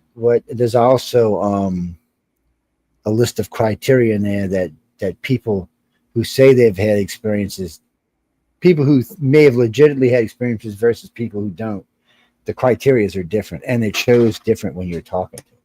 It's a very strange thing. It's a very scary little thing at the same time. It's also kind of fun because you don't really know if it's 100% real or not, other than Edgar Mitchell and Buzz Aldrin told me they were, so it made me a little nervous. I met them in D.C. at the press club. I was doing a lecture there, and I had lunch with him. And I asked Buzz Aldrin what he thought about aliens. He said, "What do you mean? The ones that told us don't come back on the moon base again? Is that what you're telling me?" He said, "Yes, they're real." And he said, "Buzz, did we go to the moon?" Because Buzz always tells people, "No, we didn't go to the moon." He said, "Edgar, why are you starting that shit with me?" He said, "You know we went to the moon." He said, "Yeah, but that's not what I'm asking. Tell Mr. Joe what you saw." And he goes into this thing for 30 minutes. I'm sitting there stunned. I can't even talk about it on here. I was just stunned. I was like, "No, you just effing." And the guy, Stephen Bissett, who was hosting everything, I said, "Stephen," he said, he's being serious. So he gave me a list of other astronauts that I went and talked to. All together, between Mercury, Gemini, and Apollo, I've close to 60, almost 70 astronauts. All of them said they had seen something that had been warned off. All of them. Not one, but all of them. So this is what bothers me the most. These are the guys we sent looking for aliens. They said they found them, and we said they were full of you-know-what. Now, how does that work? Remember, we pay these guys to go find ET. They found them. They came back and told us, and they're like, "No, you didn't. You didn't. No, you didn't. No, you didn't." But NASA's now starting to change their tune, so it's interesting. I got several friends of it. What do you think of those Pentagon videos going back to like 2017? Pentagon videos are fun. The Yap videos are fun. There's a lot of BS came out of there. I challenged. So I've been to twice. I've gone to DC to give testimony. The first time was 3 days and a buttload of hours. And I actually offered them when they asked me, because I told them I wouldn't do it publicly because of my other two jobs. Now I've given them up, so I could have probably done it. But I asked him while we were sitting there, I said, "Why don't you call somebody at Quantico and have a polygrapher come over and put me on a polygraph?" I said, "I don't want to give testimony for 10, 12 hours and you question me the whole time when we can have a polygrapher here." So sure enough, they brought him over. The first day was 12 hours of testimony, hooked up to a polygraph machine.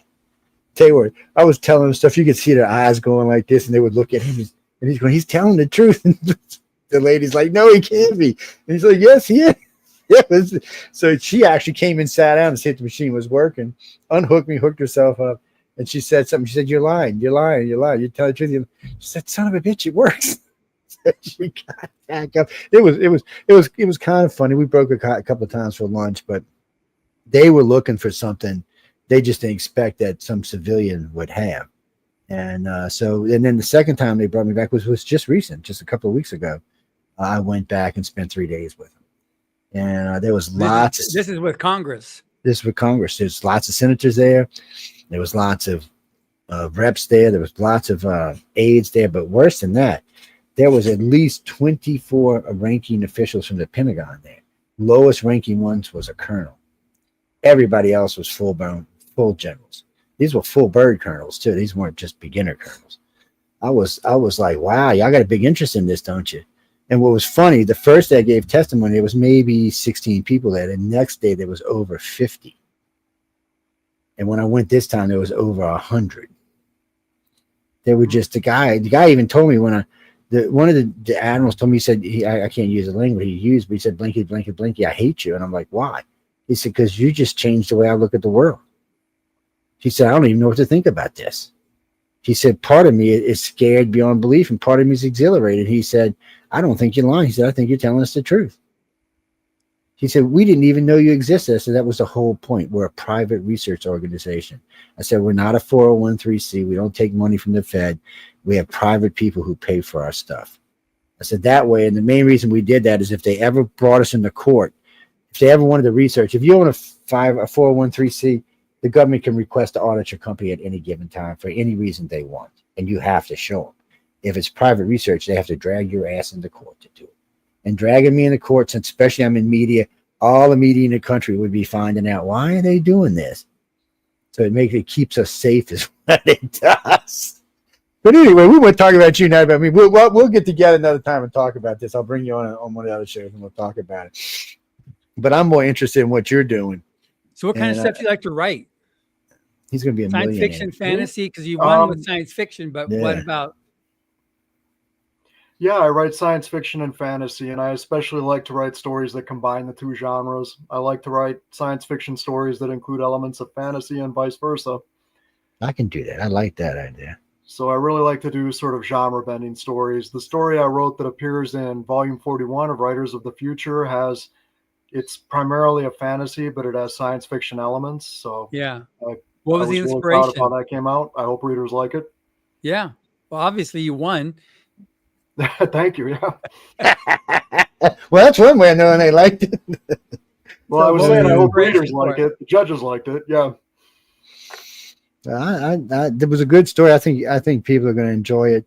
You know, what I do is a lot of my friends get to read these after I'm done with them, except for the ones I'm going to give away. But the copy, John sends me an advanced reader copy. And, you know, I don't give it away because it's got the little tag on it. A lot of my friends read it. They enjoy them. They're always asking me, where can I get one? I said, right here. You go to Galaxy Press, go here. I said, shit, Christopher works for Barnes & Nobles. I said, you got it in Barnes & Nobles, idiot. Go get it. No. I said, yeah, you have it. It's in Barnes & Nobles. I said, I don't know if they got any signed ones left. I said, but somebody does. I think I said Books A Million may still have some signed ones left. You might call them, but. So the little blurb at the front of the book here for Blackbird and Stone by Ian Keith. When a door to eternity opens in a downtown doctor's office, a man and a woman from opposite sides forge a marriage of love between irreconcilable universes.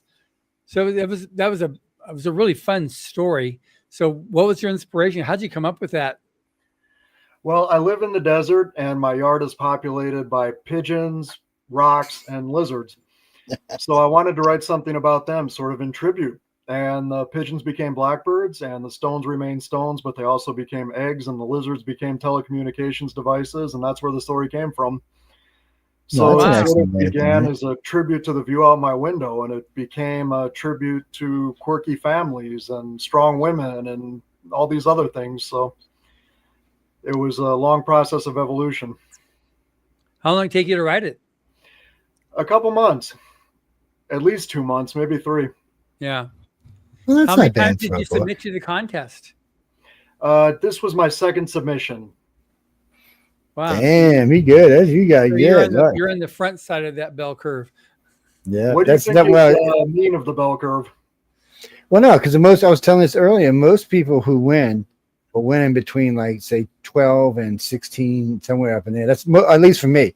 Most of the interviews I've done, when I ask them how much when they won, there's at least 8 of them told me 14 weeks.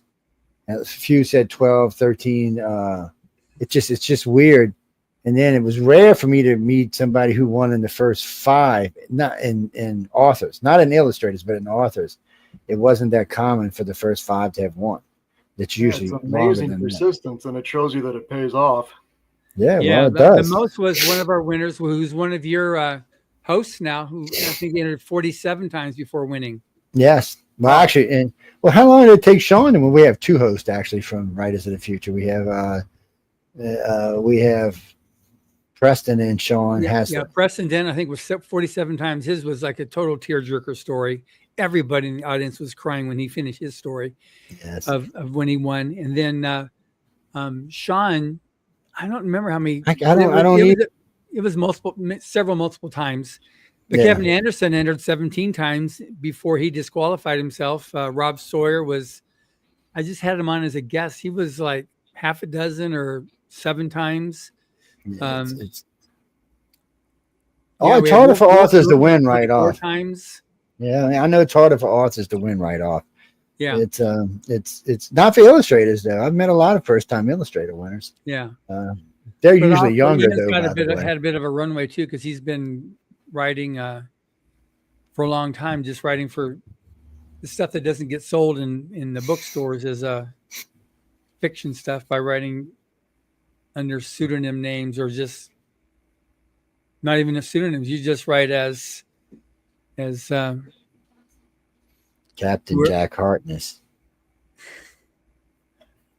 Wait, if nobody knows who he is, don't worry about it, people. He's a Doctor Who character. Yes. Yeah. So if you ever wonder who writes stories with a name that sounds like Will Minton, then there you go. Go Ian. Yeah, there you go. I tell you what, Ian, all that stuff we were talking about earlier, I bet you there's some pretty good sci-fi books in there too. There's some scary, hairy stuff up in there, man. They probably make some good sci. So I push every sci-fi writer for this near now sci-fi. I do. John will tell you, I harass every author we meet near, because I'm a big fan of near now sci-fi. I don't know what it is. It can be sci-fi and fantasy, but I like it, say, from within 50 to 500 years of where we are today. Okay, I do too. Yeah, so I feel comfortable there. The stories feel more real to me, even though I know they're not. They just feel, I don't know. It's just me. It's a personal thing, but that's where I like it at. So, and sci-fi and fantasy, I have no problem with that. I know some people do, but I don't know why they do. Do you have any other stories out published, Ian, that's fiction, science fiction, or fantasy? Pardon me? Do you have any other science fiction or fantasy that's been published yet? I had a fantasy story published in an online zine called Electric Spec. They're really cool. I came to them as a reader and really liked what they were doing, so I sent them a story and they published it. So Electric Spec, nice. They're an awesome journal. That's good. Now, have you resent your story to any other publications? Because I've got, one of the things is, I mean, these are award-winning stories. You can send them to other publications for them to, one, to enter for contests, and 2, to be published. I've been back and forth with Cal. She had the last story in this book here, which was just a real fun story. She had the one on the toaster, the butter side down. Did you read this book? I have not, no. Yeah, so this one here, that was really good. But one thing we definitely encourage anybody listening to this show right now, but just read the stories. They really are good stories. Yeah. And if you're an aspiring writer, this shows you how good you have to be to get published.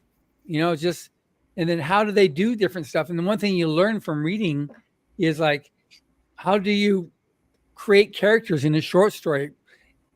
How do you start this story? How do you create suspense? How do you do these different things when you've only got a very small bit of real estate to do the full story arc? And how many arcs can you have in a short story? Because a novel is different than a short story. So, Ian, how many characters can you cram into a short story? Say 15,000 words.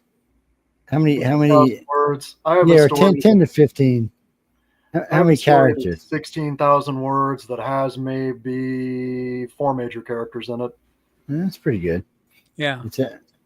I always wondered, because some guy the other day was going on and on about, I've got 21 characters in my 18,000 word book. I said, well, wait, who's who? I said, how am I going to know who's who?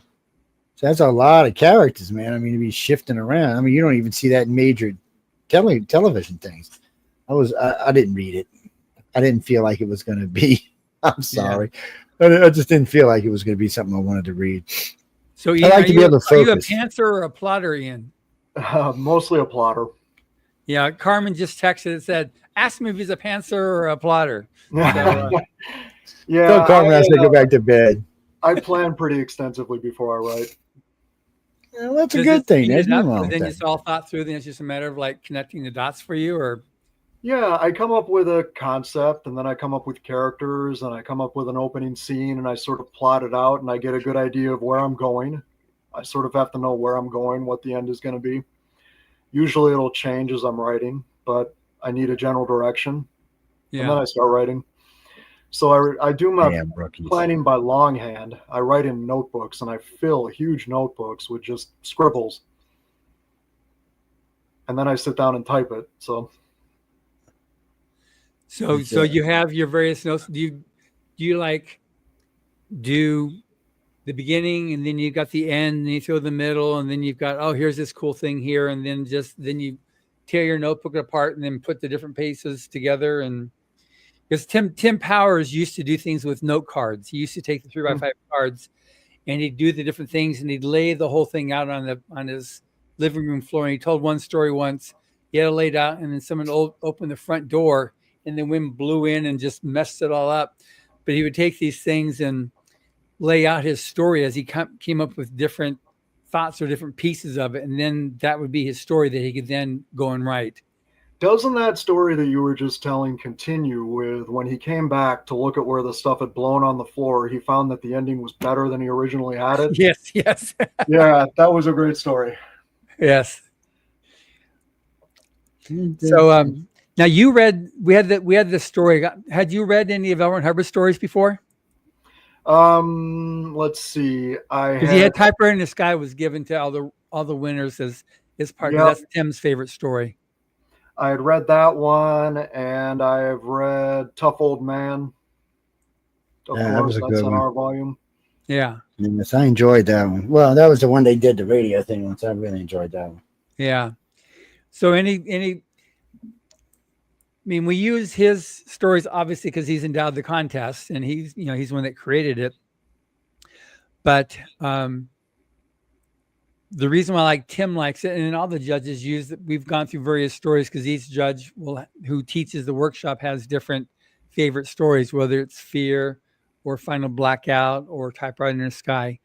And just the way he uses and applies what he writes in his essays as learning steps for the writers. Okay, see how he did the suspense and how he does character development and dialogue and stuff.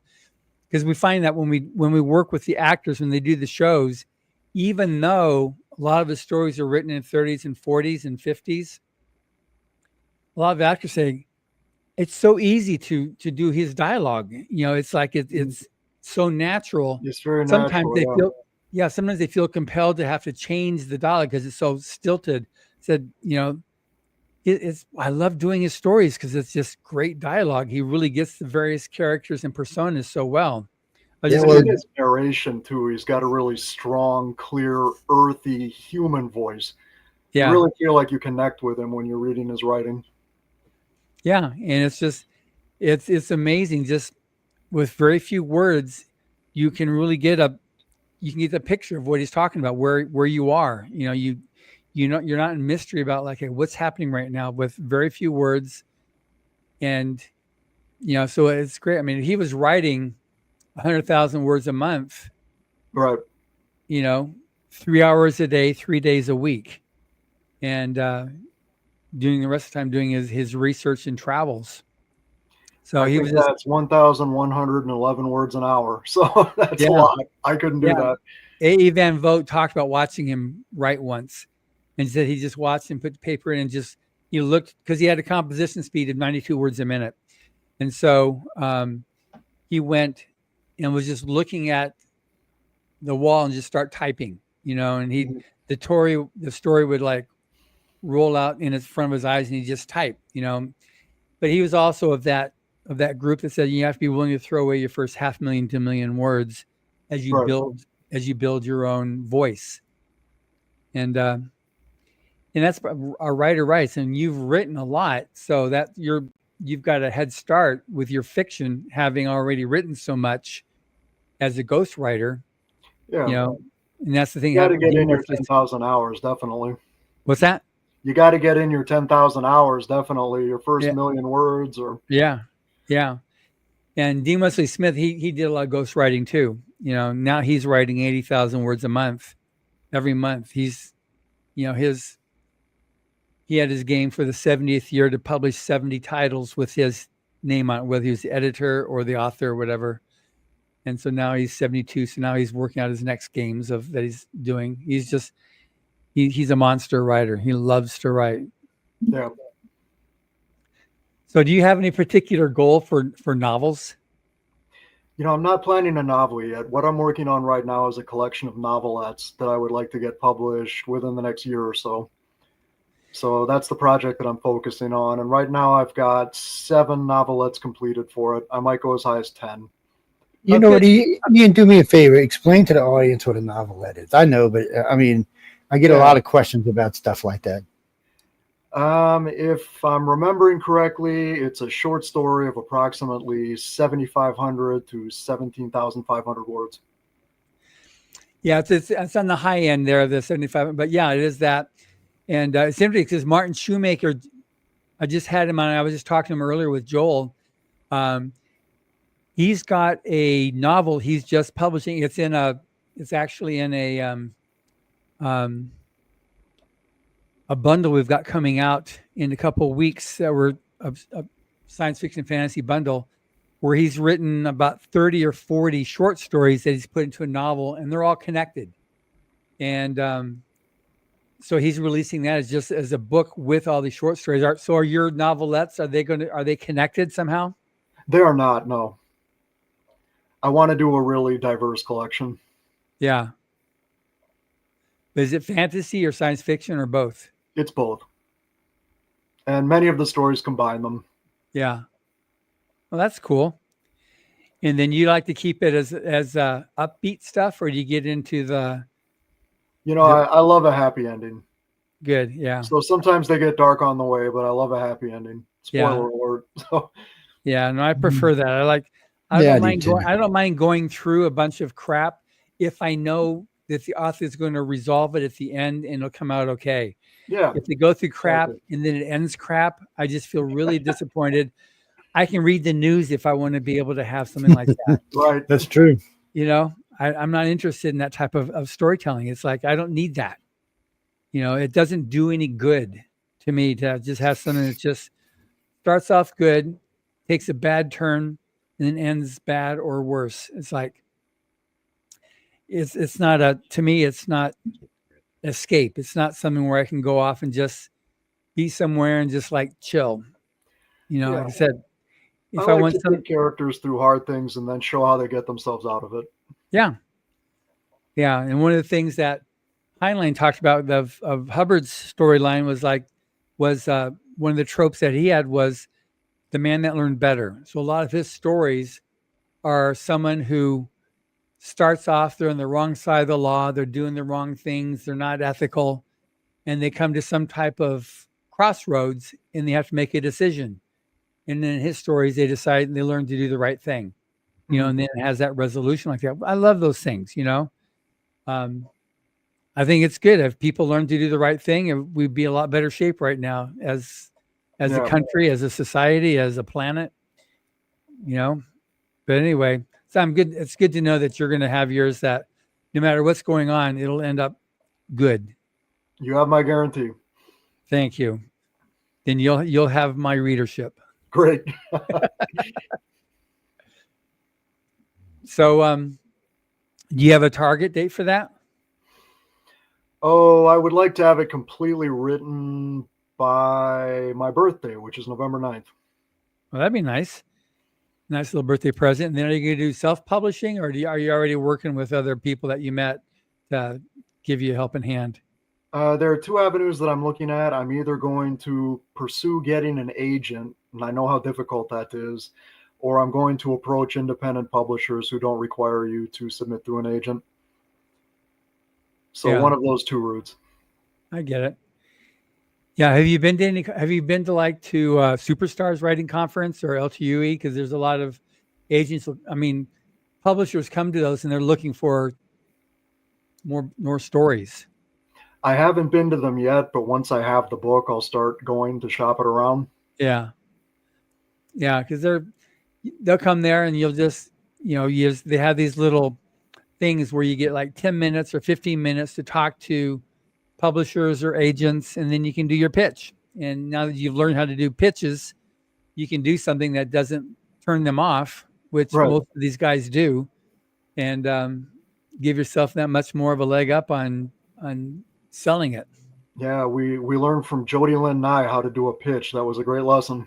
Yeah, it's important, especially when I'm going to these conferences and seeing what people do, how they just butcher it, or they just go way overboard, and just like the guy says, okay, whoa, because your story very well, but nobody else does. And so you start talking about this and this and this, and this is so cool. And he does this and he does that. And it's just kind of like, it becomes a total turnoff. So yeah, how to pitch your story is you can lose the whole thing right there and not pitching it properly. So that's good that you know how to do that. And then now your wife's a teacher. Is she also a writer? We share a job now. We both do the same job together. So we're both ghostwriters right now. Oh, that's cool. That's interesting there.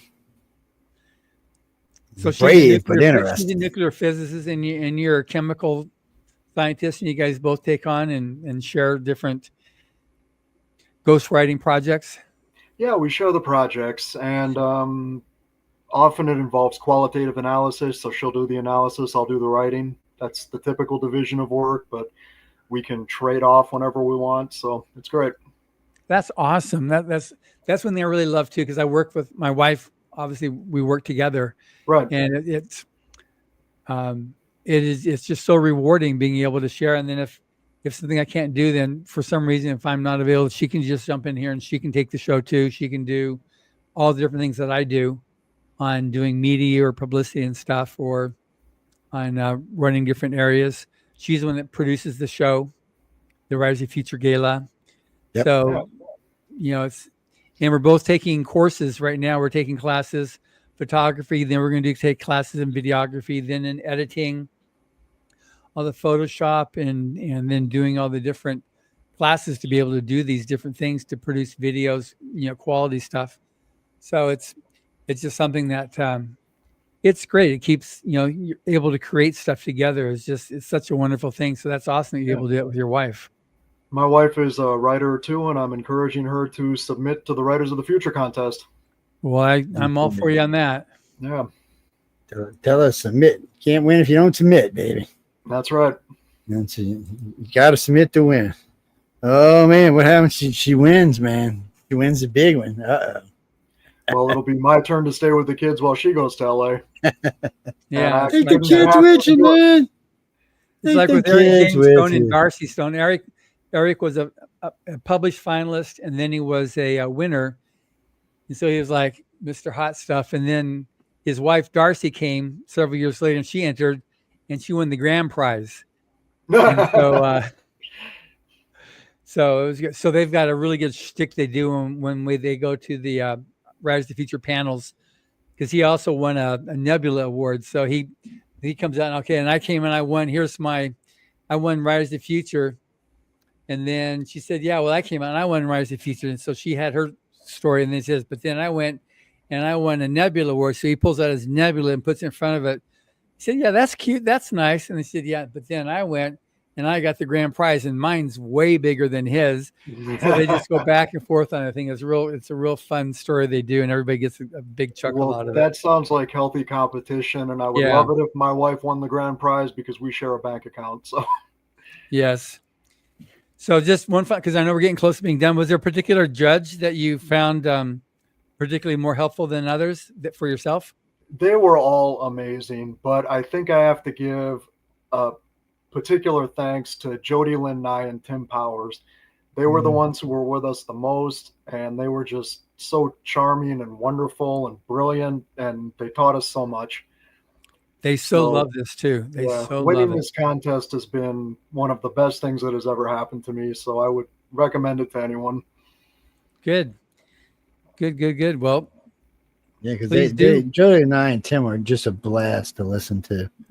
It's funny how they don't agree necessarily on everything too. So Jody says one thing and Tim says, well, I don't think so. I think, They did. That's the best part. Yeah, that's the best part, though, right there. Yeah, because it's not like this is the secret sauce. It's like it's all what works for you, and you can like pick and choose. And some people will take the note and they don't realize, that's what they were talking about 5 years later, in their writing career, that all of a sudden you think this is significant, but it doesn't make sense to me yet. So I'll write it down and they find about it later. I think it's Martin Shoemaker who says not rules, tools. Yeah. Yeah. So that's how they teach you. They give you tools. Yeah. Definitely. That's how it should be. You're going to need tools to get all this done. You and they need just have so every much knowledge. fun. Yeah, they have so much fun, and they totally love what they're doing, and they so enjoy welcoming the next wave of talent, into the profession, which is great. Yeah, I was flabbergasted to find out that they were donating their time. That's amazing. It's a big thing. And they really enjoy doing it. That's for sure. Yeah. And we schedule the event a year in advance. So they can plan around it because they'll turn down other things to make sure they can actually be here for Writers of the Future, because they just, love what it's done. And this year, volume 42 will pass our 1,000 mark of winners. Oh, so cool. We'll finally break 1,000 winners this year. So that's pretty exciting. Yeah. Yeah. They I always do like watching them two together. They're a blast. The only other two I find just as funny is Tim and Dean. They're just as bad too. They crack me. But I've only ever seen them together one time. But they were cracking me up. I was like, is this how this is supposed to be? Yeah, because Dean's totally independent. He thinks anything traditional is just like it's a death knell for an author to go traditional, and the guys that go traditional, they say, well, I just want to write my books and give it to somebody else, and they do everything for me. Yeah. So. I always wondered about that. I know it's hard to get a damn agent these days or get a publisher. So, and how you get ahead of that stack of books that they've got in there. If you're willing to do the work, you can make a lot more money independent. You make a higher percentage, but you've got to be the one you have to go out there and build a name, build a fan base, which is what Brandon Sanderson did. When he did the thing during the pandemic and made his, was it $32 million on his Kickstarter? Huh? He said, you're not going to do that because I spent years building my fan base. It's like I brought a fan base with me when I launched this. He went to convention after convention after convention. And he made sure that he did his social media and followed and was in communication with people. He built relationships so that when he came out with this Kickstarter, he had followers. If you get 1 million people on TikTok or YouTube, you're pretty much going to have a good income no matter what. Yeah. We lost a page. It only had 10,000 people on it. It was paying us $6,000 a month every month. So, and that was from little to hardly no work. Right now we're doing it again. We're in the middle of monetizing 2 more pages right now. But once you break 10,000 people, you start moving upward. You'll start seeing pretty decent checks. You get 100,000, you're going to get a nice check. You get 1 million, you get a fabulous check. And that, when you publish anything, you already have that 1 million people to look at it right off the bat. And people are like, oh, millions, insane. No, not in today. There's 8 billion people on this planet. It's not as hard to get 1 million as most people think.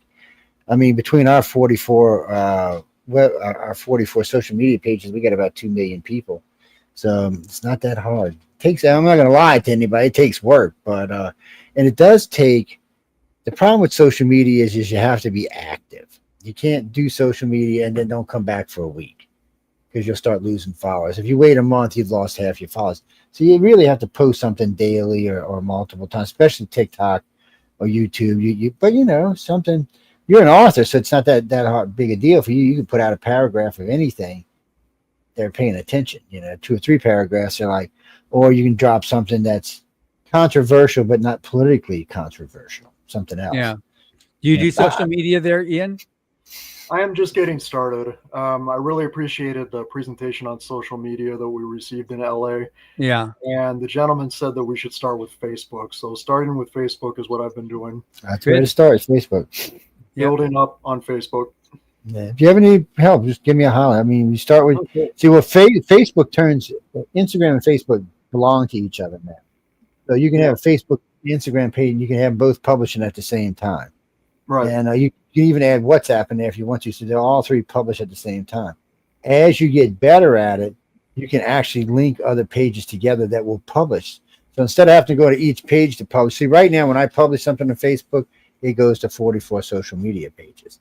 So I only have to publish at one time. But if you don't know what you're doing, you're everyone. And you don't need that many. We need that many because we're a radio network trying to expand our base.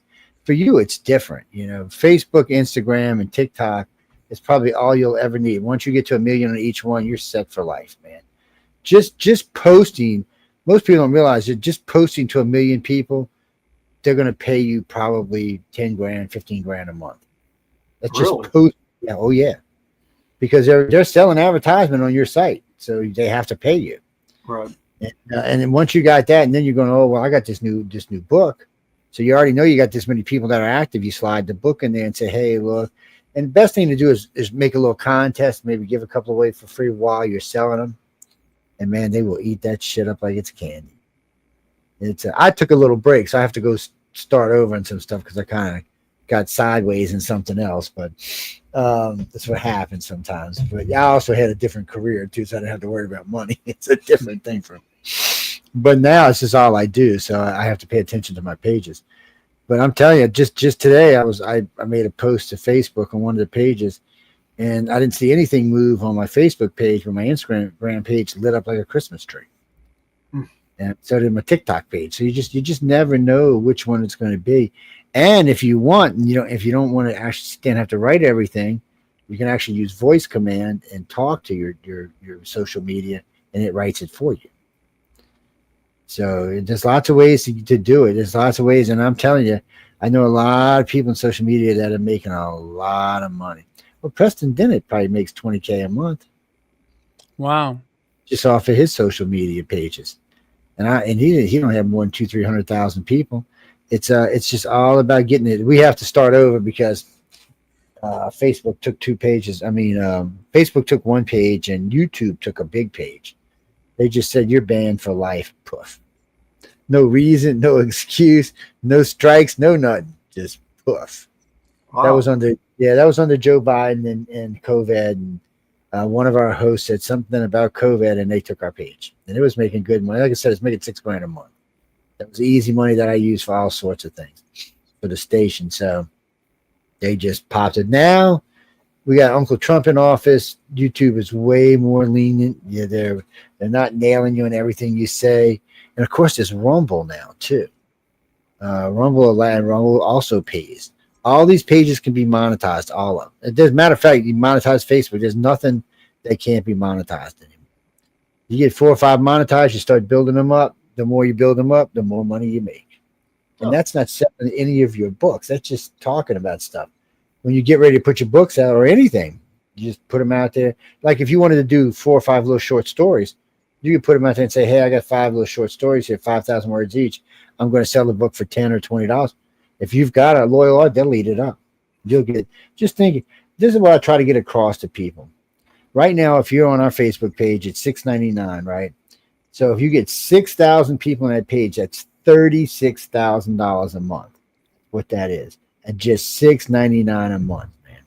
You can go cheaper, you can go more expensive. A good friend of mine. Pretend you're releasing a new book like Rise to Future Volume 41. Let's just pretend. Good idea. I'm working on John's Facebook page too. I want to get them up because they can start releasing it off their page. There we go. And you get feature amazing authors like, I don't know, like Ian Keith. Then you can go ahead and get the book and then read the story and find out why it was that he was a winner. And then you also get to read these 2 tabs here are UK authors. And but we got winners from 5 different countries in here. And it's just amazing what you're going to be able to find. If you love speculative fiction, this is definitely a book you can find amazing stuff with. Denise says the best authors are always married. I don't know if that's true or not, Denise. I mean, L. Ron Hubbard wasn't married, and Yeah, he was. was he? Oh, well, you see that, and then Gene. We know Gene Wright. Oh, maybe not. Maybe it is best writers are married. Oh shit, we might have discovered something. But we got to get out of here because I am 14 minutes away from going live on another show for 4 hours. Ian, it was great having you. I'm going to get in touch with you in a couple of weeks when I get a little free time. I'll hit you up with a email and see when you got some free time, and we'll chit chat about that. John, as always, John is fabulous. Always, we don't have to worry about John. I call him the sexy beast, man. So we know he's good. And then when he's not, I'll call Emily. He's being bad. Just kidding. But anyway, it's great having you on, guys and girls. We got to go. If you come into the chat, we will be on the chat in just a few minutes. Chat has no rules, no topics. So just prepare yourself. I don't know who's doing what tonight. I'm sure there'll be a little Humpty Trumpty talk, but other than that, we'll be on a bunch of other topics. So stay tuned for the chat, and thanks for tuning in to the Authors Quill. Be sure you catch Writers of the Future before this and The Professional. It's a good solid lineup on Saturdays for shows. So I hope y'all all enjoy them. And if you do have a bitch, moan, or gripe, please write to Michelle DeRoche.